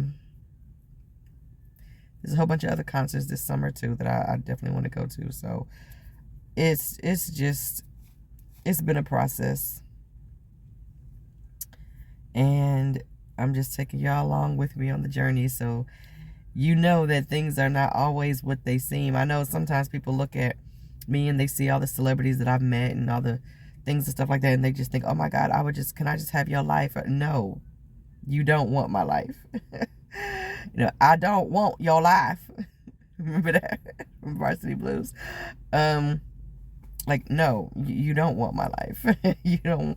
It's like, I think they just see the results. They just see some of the great opportunities that I've had, having my art shown in South Korea, and being front row and backstage at all these concerts, and meeting some of the biggest stars and stuff like that, and having, my paintings and stuff being acknowledged. And like, I see why that looks very flashy, very lights, camera, action. Yes, but that's a snapshot.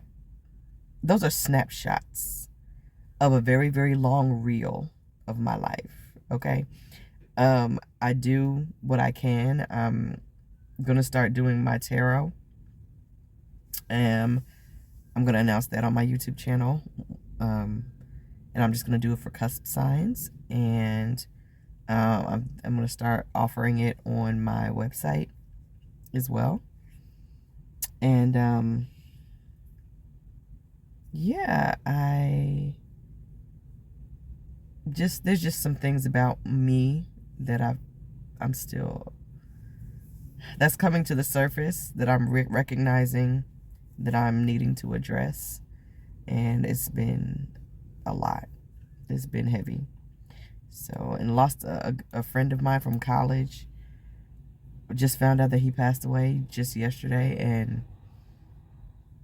shocked me because I was just watching a live of his, a couple of weeks ago, and talking about his business, and my gosh, so many of my friends and family members, and even entertainers who I really love and appreciate, they're just transitioning. They're just like getting up out of here. And I think it's causing a slight sense of, I don't know if it's anxiety, depression, or it's just making me feel like, damn, I don't want to leave here with regrets. I don't know when my expiration date is. I don't know when my soul is going to be like, okay, beam me up, God, boop. And I'm just up out this body. I don't know. But I want to live.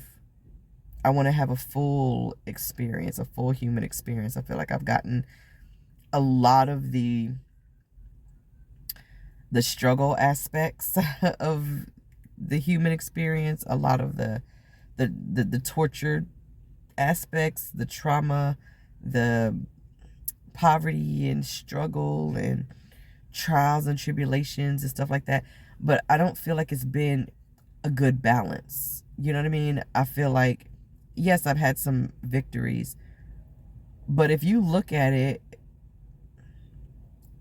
the struggle, the trials and tribulations outweigh the victories, it seems, and the thriving.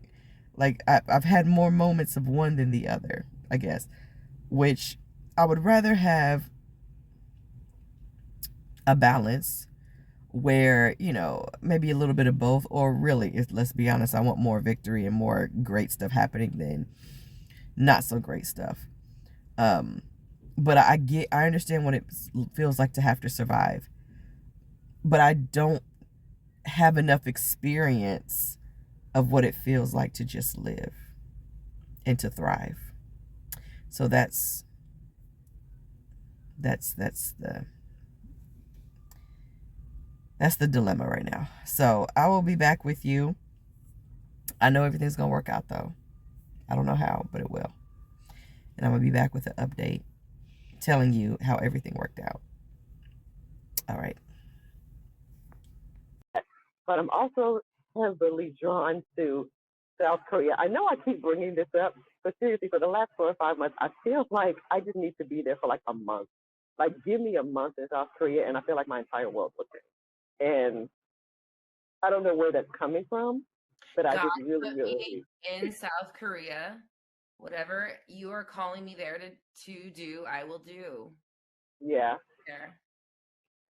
That's it.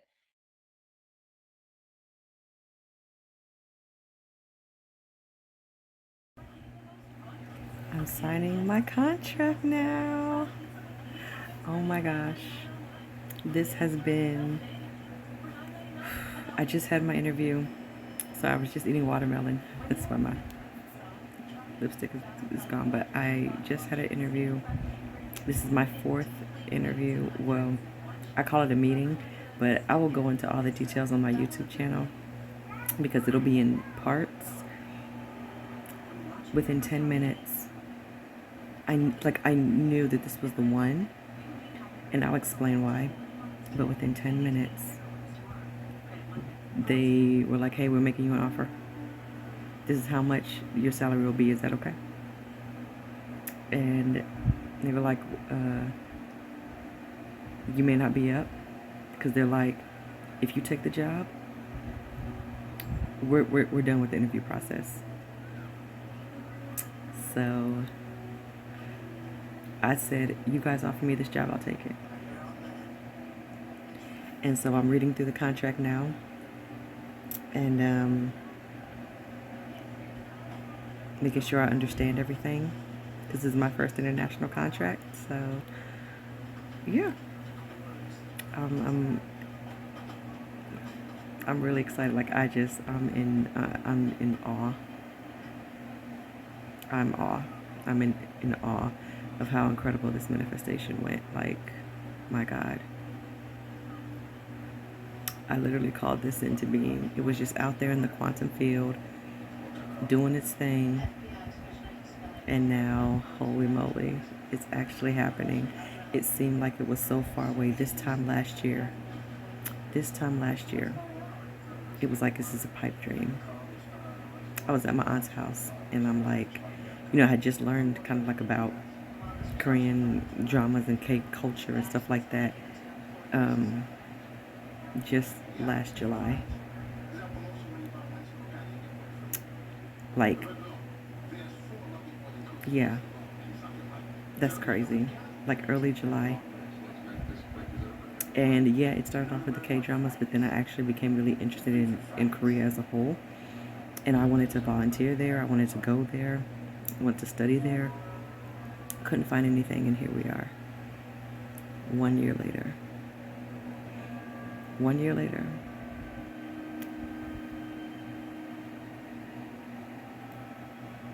God is good. I am awareness. I am awareness. That's what it is. Amen. I'll keep y'all posted. Hello, everyone. So I have an announcement. Drum roll, please. Your girl is going to South Korea. Yes, I know. Are you gagged? I know. I am going there to teach for a year, starting in this fall semester, which means I will be leaving at the end of August. I just got an offer a few days ago, and they're in the process of putting together the contract for me to sign, and I'll have my exact days of departure once I get the official contract to sign. If this comes as a surprise to you, it should not, because I've been wanting to go for a while, and this is the biggest manifestation that I've ever experienced. It's absolutely incredible, and I'm super excited. And if you were one of the people who had to know who I reached out to, it's because the application process was so extensive and so lengthy, and there were so many moving parts for me to get this up and running that I needed to reach out to some people for some help and some different letters and all these type of things. And so if you had anything to do with this process in any capacity, you know I love you. I thank you so much for everything that you've done. I appreciate you all immensely. And for those who didn't know, please, it's just, a lot of people didn't know. I just wanted to kind of save it until everything was in place and the contract was presented. So that's where we are now. So yeah, I would like to see some of y'all before I leave at the end of next month. So if at all possible. But you know, I'm really excited about it. It's something new. I've never been to Korea. I've never been to that part of Asia before. Of course, you know, I've been to the Middle East and Eastern Asia, like the Middle Eastern part of Asia, and that was a great experience. But I haven't lived abroad since then, really, and it's been, my gosh, over 20 years. So this will be my first time living abroad by myself in a country that's completely foreign to me, but I am super excited. I'm excited to start this journey teaching English, and I'm excited to see what Korea has to offer. I've heard wonderful things about the country, about the culture, and I'm really excited. Of course, I will keep you all updated. If you want to be updated, I'll give you guys my email address, and once I get settled over there and everything with phone planning and all that and Wi-Fi, get everything set up over there, you know I'll be on the socials. Okay, I will be on the socials updating all of you, whether through my YouTube channel or through Instagram, through Facebook, just to let you guys know how things are going. And I, again, appreciate everyone's help in this. When I tell you, it is the most mind-blowing story, and it happened so fast. I made a declaration in March. Like, I officially declared, I've been wanting to go since last year, but I made an official declaration. I am there, like late March, early April. Next thing you know, literally the most incredible opportunity was presented to me, and I've been on a roll ever since. Okay, so it's been less than 120 days, and I've been on this incredible whirlwind of a journey. It's been ups and downs, and there was stress, and you know, blessings on blessings on blessings. Just, oh my gosh. And y'all know who you are, and I appreciate y'all so much. So yeah, that's the news. That's the tea in Tiffany's world. So I'm super excited. I'm thrilled. I'm beyond thrilled. And I have a lot to do. There's still a lot to do. There's still a lot to pay for. There's still a lot of things that needs to get done, documents, visas, all that type of stuff. But you know, I have faith that everything is going to continue to work out harmoniously, because I'm telling you, this is nothing but divine intervention. Okay, so I'll keep you guys posted.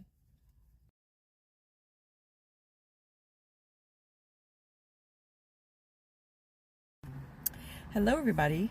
So excuse the hair. I was running late for my doctor's appointment, so I literally just wet my hair, threw some product in it, and just ran out the door. I didn't even comb my hair, so this is what we got today. And if you hear background noise, I'm waiting for my food. Like, there's a restaurant right here. So I just wanted to give you guys a quick update on Korea and how, listen, God is just working everything out.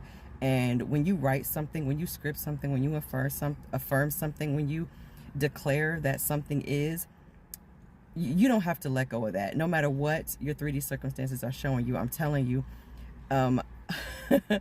I had the contract. Like, I made that announcement that I had gotten the contract. It was my second interview.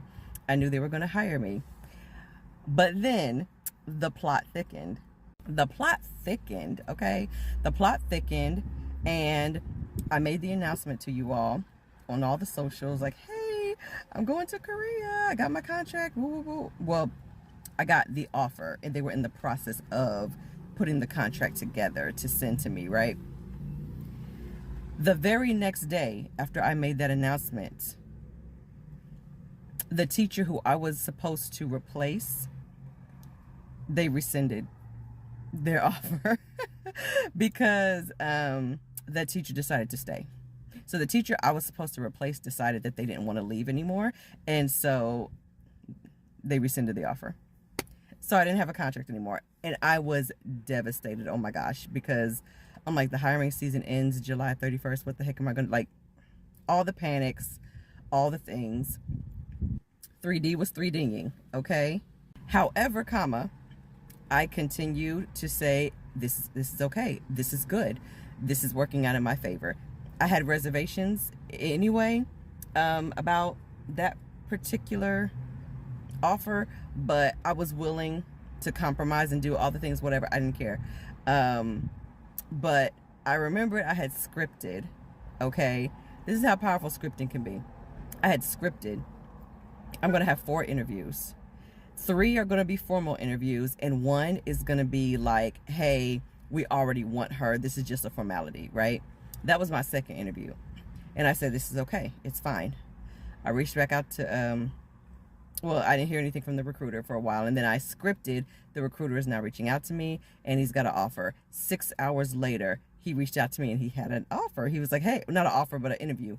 He's like, hey, I've got a new interview for you. And I was like, oh my gosh, of course you do, because I scripted it. So, so I had that interview. It was in one of the cities that I actually really wanted to be in. Beautiful city in Busan, and everything, the school was great, near the beach, the housing was near the beach, all that good stuff. And so we had the interview, it went really well. And then she said, we're on summer vacation, so it may take a minute before we reach back out to you with a decision. I said, okay, that's fine. And then a few days went by, and my intuition said, reach out and tell the recruiter to keep looking for interviews, right? So while we're waiting. And so I did that. I reached out to the recruiter. I said, I know we're waiting, and I'm excited for this opportunity, but while we're waiting on a response from them, I'm open to continue interviewing, because you never know with, teachers, things happen all the time. Teachers stay, teachers leave. So I decided, okay, this is fine. Let's just keep interviewing and just see what happens. 4 hours after he responded and said, okay, I'll keep looking for interviews, 4 hours after he responded to that, he said, hey, I have an interview for you. I can't make this stuff up. And the minute he said, you know, it's tomorrow night, woo, woo, woo, I knew. I said, this is it. This is the one. This is the one right here. This is the interview. This is number 4. This is the one that's like an interview, but not really an interview because they already want me. Like, I just decided that that's what it is. I knew it. I felt it. The next night, which was morning the next day, their time, I had the interview. It was the best interview. It was so cool. It was so casual. Like, she was on summer vacation too, but she was so incredible, right? She was like, thank you for letting me interview you. It was so amazing that I felt everything that she was just pouring, like, appreciation and praise and stuff over me. I said, this is not really an interview. In my mind, I'm like, this is not really an interview. This is we've already decided that we want you based on your video and your resume, and this is just a formality. Like, I knew that, like, because that's the vibe it was giving.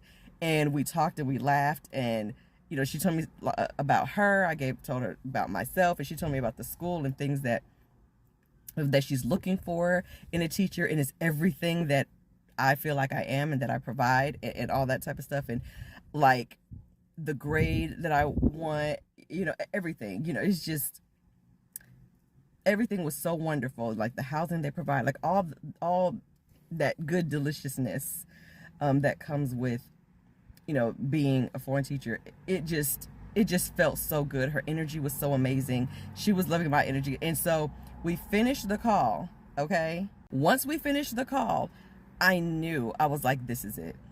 This is it. And before we wrapped up, I said, listen, I love your energy. I love your passion for your students. If you were to offer me a contract, I would say yes. Like, I'm loving all of this. And so we laughed about it, and we were done with the call. 10 minutes later, I cannot make this up. 10 minutes later, exactly 10 minutes later, I got a message from the recruiter saying, hey, they want to extend an offer to you, and this is the salary. Do you accept? And I said, I most assuredly do. They said, okay, they'll put together the contract and you should have it within an hour. I had the contract within an hour. It was really late my time, so I was like, I'm gonna read it tomorrow. And so, because it was a few pages, so I read it the next day, and I signed the contract in less than 24 hours. Okay, and it was exactly what I scripted it. So yeah, so it's official. And school starts I keep saying September 1st. Okay, so 30 days from today. It is August 1st, 2025. Okay, September 1st, 2025 is when I'll have my first day at school in South Korea. Okay, I'm going to make a YouTube video about this process because this process has blown my mind. This has been an adventure. If you knew the circumstances behind all of this, your minds will be blown. You'll be like, there's no way you should have that outcome. But all things are possible. Where does your faith lie? Where are you putting your focus? Through the trials, through the tribulations, the challenges, through the frustrations. There were many times I wanted to give up, where I was like, oh my God, I was panicking. I was nervous. I had to bring myself right back to my I am awareness. Keep bringing yourself back to your I am awareness, because all things are possible. This is a true testimony, okay? Like, all things are possible. Like, it's unbelievable, okay? You have whatever you say, whatever you declare, it is so. Like, it has to be, right? It's going to show up in your reality, because you are reality, right? And every time I saw something I didn't like, I was like, nope, I don't receive that. Nope, that's not what I asked for. Nope, you know what I mean? I would keep going back to, but it's this, but it's this, but it's this, okay? I believe that God has already given us everything that we want. Every desire is already fulfilled. We just have to choose it, and keep choosing it, and keep choosing it, and keep choosing it. We see something we don't like, we keep choosing the one that we do want. We keep choosing the version of reality that we want to see.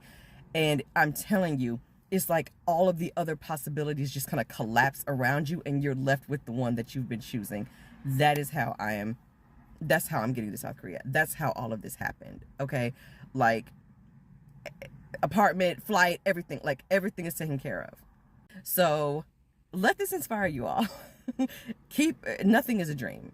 Nothing is a dream. Everything is reality. So I would say keep dreaming, but I'm going to tell you, keep choosing. Keep choosing your desire. Keep choosing what you want. Keep choosing it. And whatever your 3D reality is telling you, like, yeah, that's not what I chose. I said what I chose. And keep choosing it over and over and over again. I'm telling you, you're gonna start literally seeing everything change in real time. This was in 4 months. I made a declaration that I was going to be in South Korea late March, early April. Okay. 4 months later, it's done. It's solidified. It's done. What was a dream this time last year, it was just a dream that I had.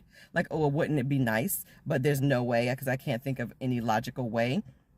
This time last year, literally. And then look at where we are now.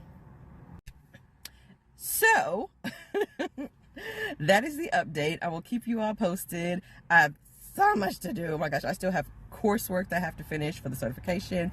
I still have like stuff to pay for. We got the whole visa thing that we're doing right now, and just stuff. Okay. So anybody who's been to South Korea, especially teaching abroad, if you have some recommendations or anything that please let me know. Let you go know. Okay. To make this as smooth and easy of a transition as possible. And I'm so grateful to every single person who has helped in any capacity, like whatever, mentally, physically, emotionally, psychologically, financially, it doesn't matter. Any way that you've assisted me on this journey, God bless you. Thank you. And I'm so incredibly grateful. And I cannot wait to bring you all some pictures and videos and updates for me in South Korea. Here's a quick word. I was listening to the Rosie Life amazing channel, and she was quoting someone who said, for people who are waiting to feel ready to do something, you will never be ready if you're waiting to feel ready to do something. Because ready is not a feeling. It is a decision. Let that marinate. Being ready is a decision. It is not a feeling. You don't wait to feel ready to start that business. You don't wait to feel ready to decide to open yourself to love. You don't decide to feel ready to go and have adventures or do something different. You decide that you are ready. If I was waiting to feel ready to go to South Korea, I would never be going. I still don't feel ready to go, but I am ready. And because I declare that I am ready, the universe orchestrated and God made sure that it unfolded to where I'm going. You are ready. And that's the final word. You are ready. You are ready. Just make the decision. You are ready. Decide that you're ready, and that's it. Who's going to tell you that you're not? Right? So, and shout out to all the incredible masterminds and incredible people and teachers and who have helped me stay in my I am awareness. Of course, shout out to Roxy, always. Roxy Talks. I mean, that call kind of was the catalyst, God put me in South Korea. And even back in December of 2024, like a week or so before I ended up in my car, there was, she had something called Ignite or like Reignite. And she, a friend of mine, shout out to Aisha, she sent me the video where back then, early December of 2024, Roxy asked if you can do anything or be anything right now without any limits, what would you do? And I said, sell all my stuff that's in storage, move to South Korea and become an artist. Right? And I was just saying it as like, this is just a dream. Like, it's not that it could happen, but it's not probable. It's possible, but not probable. Right? Okay. Just a few months after that, in March, we had that other call and she asked a similar question. And that's when, as you see in that short video, which is also uploaded to one of my other videos already for I'm in Korea, March 5th, she was like, okay, God put me in Korea. And I said it that night in the car. That night, I made that declaration. And I said, I don't know how, but whatever you want me to do, however I'm guided, Whatever intuitive downloads I am given, go here, go talk to that person, go ask for this. I'm just going to move. I'm not going to question it, no matter how asinine or illogical it might appear to be to my logical mind. I'm just going to do it anyway. I'm going to do it anyway. Right? So that's the approach that I took. And there was a lot of things on this journey that did not make any sense. And I was told to go somewhere. And I'm like, why? I might be told to go to a certain religious temple or a church or something like that. And I'm like, why? I don't practice this. I don't practice this religion or their beliefs. Why would you have me go there? I would go there and then I would be incredibly blessed. I would make an amazing connection. I would be told to go, you need a new laptop? Okay, go to Geek Squad. How or why? I can't afford no Geek Squad.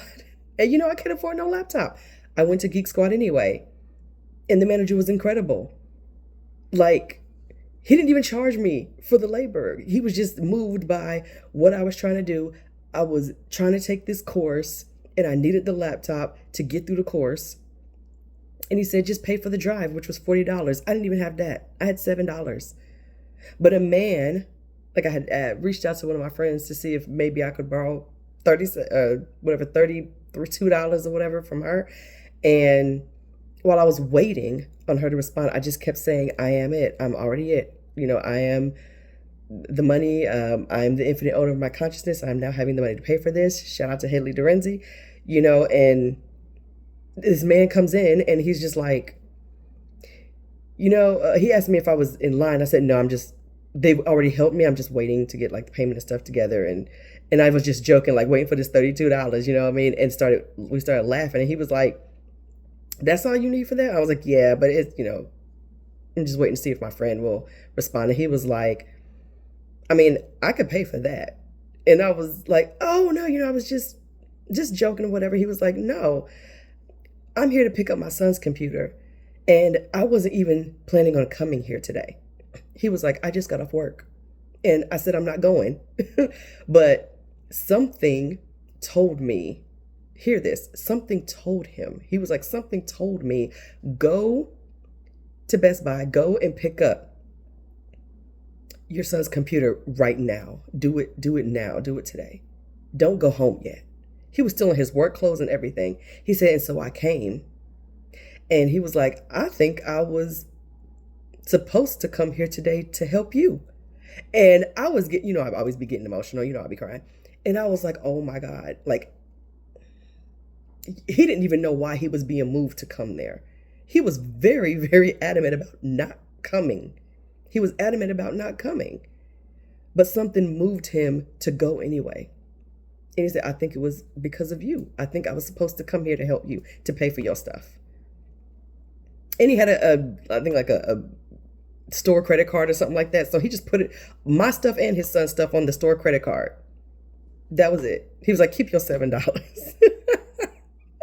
Because I was wanting to pay my part. And he was like, no, I got it. And he just charged it all. So that's what I mean when I tell you things were just constantly orchestrating. I needed luggage. After I had got my contract and everything. I still needed luggage. And I was just telling a friend of mine who introduced me to her sister because I needed a place to shower one day because I think the Y was closed or something like that. And she took me to her sister's house. And she said, meet me at her sister's house. And I did. And they let me wash clothes and, take a shower. And her sister was like, well, where are you going? I'm back to the truck stop to go to sleep in my car. And it was summertime. And she was like, well, I mean, you can just stay here. And reluctantly, because, that was our first time meeting, she said, but my sister. So if you go with her, then you family. And I was like, oh my God, I've never met this woman. And she's already like, you family. And she had this big old house, just her. And she said, I got a room up here, a couple of them. And she was like, you just pick which one of these 3 rooms you want. And I picked one and it was comfortable. I had a reclining chair, TV, nice fancy bed, everything. And I said I would stay here for the night. And I met the rest of her family because they came over, her daughter and her sisters. And then the next night, she was like, just stay here for the weekend. And then every time I was thinking, like, okay, well, I'm about to leave, she would say, where you going? Where you going? If you don't get in there and sit down. She let me stay there for a month. For a month. I left to go to Korea from her house. And in return, because I was getting state assistance at the time, I was approved for food stamps. So I would buy food for the house and I would keep the house clean. I would keep her kitchen clean and she loved that. That's how I paid for it because she didn't charge me nothing. Like, it was unreal. It was an answered prayer because I had been in my car. My feet had been big and swollen, my calves. And I was like, I do not want to go to Korea with these big swollen feet and looking. I don't want to do that. Asking you shall receive, right? I got put in a bed, nice apartment, like nice house, safe, warm, like what? So when I say, when you just keep claiming that I am that thing, I am that thing, I am it, you can see where I follow this Korean group on social media on Facebook, and it was like about Korean travel and stuff like that, and what to do when you get there, and different types of foods and places to see. And they would always post these cute little pictures, and it would have like little blurbs or something. Like one of them was like, see you soon, South Korea. Like and I saw that, and I took that particular one and I said, no, it's not see you soon, I'm already there. And I edited it, right? And I changed it to where it was a message directly to me, welcoming me there. And I started claiming Headley's term, I am South Korea and I'm welcoming Tiffany. A lot of you may have already seen my video telling this story with Lois at Within Living with Lois, excellent channel. The Rosie Life with Rose, she made a whole video about my story called From Homeless to South Korea, and I'll link that in the description below. Headley Durenzi was like the first one of the first ones to make a video about my story, and it's called Tiffany's Story, Tiffany's Success Story. And so I'm telling, I was reaching out to them, telling the story because they were so instrumental in my awareness staying in I am. Same with Tom Karen. I watch Be Something Wonderful and the Tom Karen channel every single day. Plus, I was still showing up for, Roxy's talks in the BBD club and hosting mine and just stuff like I was still staying in that energy of I'm already there. It's already done. It's already done. It's already done. And it did in a multitude of ways that I can't even explain. People were just falling out the sky, it seemed like, or I was just being guided to ask certain people for certain things. And, sometimes how you feel about asking, but I was pulled to ask, and then it would be exactly what I needed. So anyway, back to the luggage. I was talking to my friend's sister and my friend. I was like, everything's working out. I just need some luggage because I got the contract and we're doing the visa thing. And, but I just need luggage because I don't have no luggage. I have one suitcase. It's too small. I had a Betty Boop suitcase and she's been places and she's old, but I was like, I need luggage. You know what I'm saying? And a friend of mine, one of my best friends was, I called her that night just to catch her, to tell her that I got the contract, right? She didn't even know I was homeless, right? And she said, so what about Betty? Is Betty coming? I said, Betty's not coming. Betty's too small. She can't come to Korea. And she said, okay, well, we'll have to get you some luggage.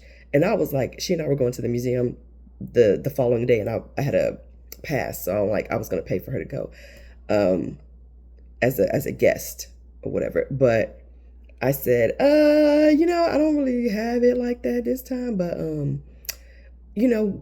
yeah, I will get some. Maybe not this weekend, but, maybe another day. Because I didn't want to flat out say, girl, I ain't got no money. I can't get no luggage. But she said, oh, no. What I meant was, I'm getting you luggage. Because she was like, well, let's go look for some luggage. And I was like, I can't do that.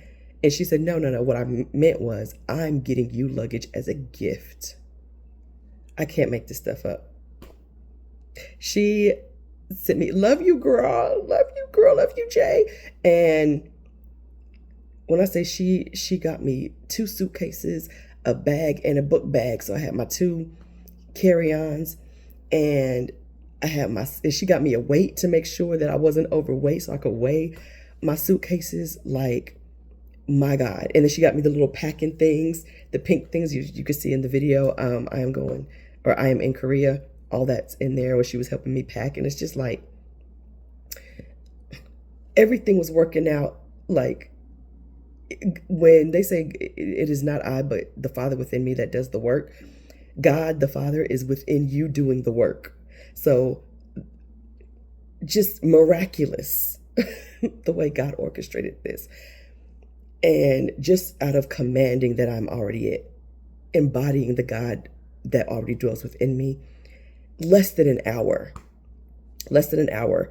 luggage was already taken care of. I still had a balance to do the program, because they could, even if they wanted me, I couldn't apply for the visa if the balance of the program wasn't paid. It was $1,500.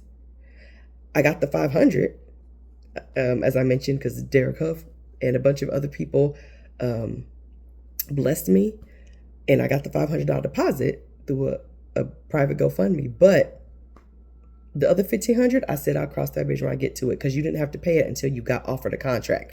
I got offered the contract, and then I started to panic because I knew this $1,500 was coming. So I was part of my neighborhood association, and we had this thing called National Night Out, where everybody in the community, the firefighters, the police officers, all different vendors come, and you eat for free, and there's music, and you just get information about the community. I have missed every single one for like the last 4 or 5 years.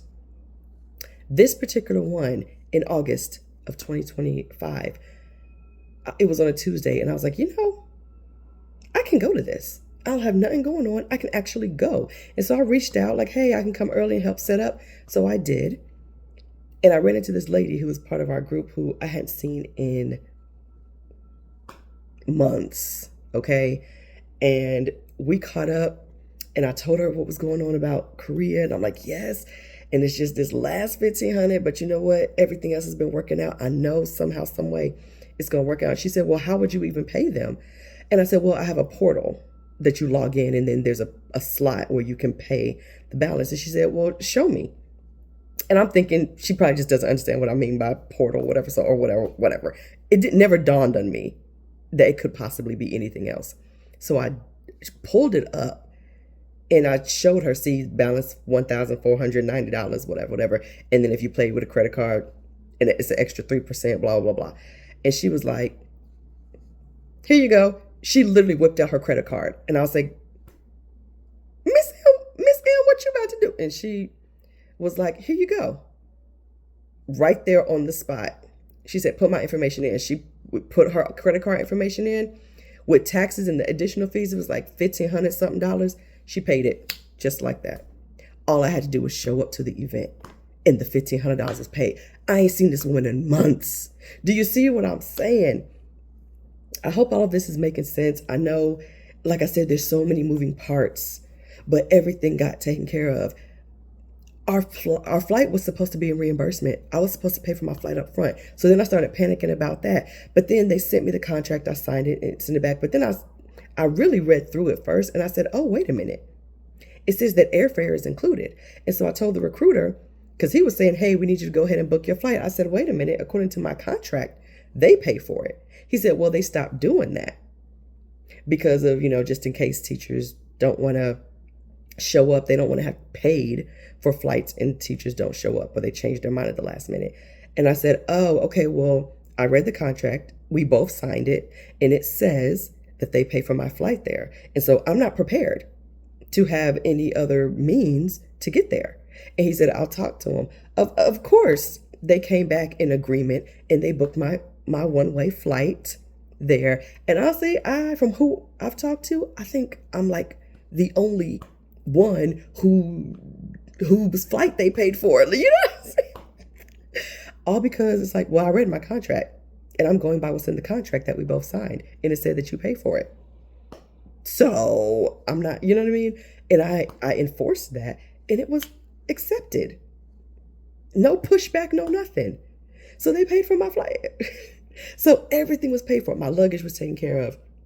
My flight was paid for. The only thing I had to pay for was I was going to leave out of Chicago instead of Indianapolis because I had to go that Friday anyway and pick up my visa. It didn't make sense to come back when I could have just stayed there overnight. So I did that. And so I paid for the hotel and I gave them the receipt when I got here to get reimbursed for the hotel. Other than that, they paid for everything. My apartment, they paid for it. Okay. The first month they paid the utilities because I wasn't getting any paychecks yet. You know what I mean? Until recently they were paying for my internet. Like, so, I mean, yeah, still have my own utility bills and stuff like that I have to pay. But I went from being homeless, y'all, to going to a foreign country where the home was already ready for me. Okay, you guys saw the tour in my previous videos. I gave you the tour of the apartment. Like, all that was ready for me. A job was waiting for me. You know what I'm saying? Like, and everything was paid for. Things that they normally wouldn't do, they made concessions for me. You know what I mean? They had plates and pots and pans waiting for me. They didn't have that for other people, from what I've been told. Right? Like, I'm just saying. Look, I'm probably just, I feel like I'm rambling a lot because I'm trying to fit so much stuff in that maybe wasn't in the videos. If it was, I'm just repeating it and doubling down on it. So please just do your best. Do your best to stay in your desired reality. Keep claiming that you are that which you desire to be, because it can't be any other way than what you claim it to be. It's your reality. Homeless or not, broke or not, okay, living in your car or not. If I can get to the other side of the world based off of the circumstances that I just came out of, you know anything is possible. Just by using I am and trusting, even through the hard times, just trusting, make the decision. Just make the decision. I love you all. Thank you for sitting through this video. Leave your comments or questions in the comments, and I will link the other videos in the description box below my videos and the other videos that if you want to watch from the other creators who mentioned me, Lois, Rosie, and Headley Duranzi. So yes, I've told this story many times to a few people because to me it's nothing short of a miracle. It's miraculous. It's the biggest manifestation that's ever happened. And yes, of course, there's still challenges here. Hello, I've moved to a completely different country. Yes, there's challenges. But even on my worst day, my most exhausted day, you know what I mean? It's still a heck of a lot better than from where I started. Talk about, and it's so crazy because I feel so removed from that girl, from that version of me, that it almost doesn't even feel real. It feels like I've been here the whole time. That's how you know you really completely transcended one reality and planted and rooted yourself in another, where it doesn't even feel like you anymore. So, and shout out to the underground shopping center in Myeongdong. I got me some jade for my birthday, and I got this one from the temple in Busan. But like, shout out this lady. She wore me down with giving me too good of deals, and she gave me a brooch for free for my birthday. The initial thing I went into her store to get, she just gave it to me for free because it was as a birthday present. So anyway, take care, and I will come back with a follow-up video. So leave your comments, leave your questions about anything that I did, my thought process, how I got through whatever. And take care. Love you all. Stay inspired, because literally you can be, do, or have anything you decide that you are. Okay? Take care.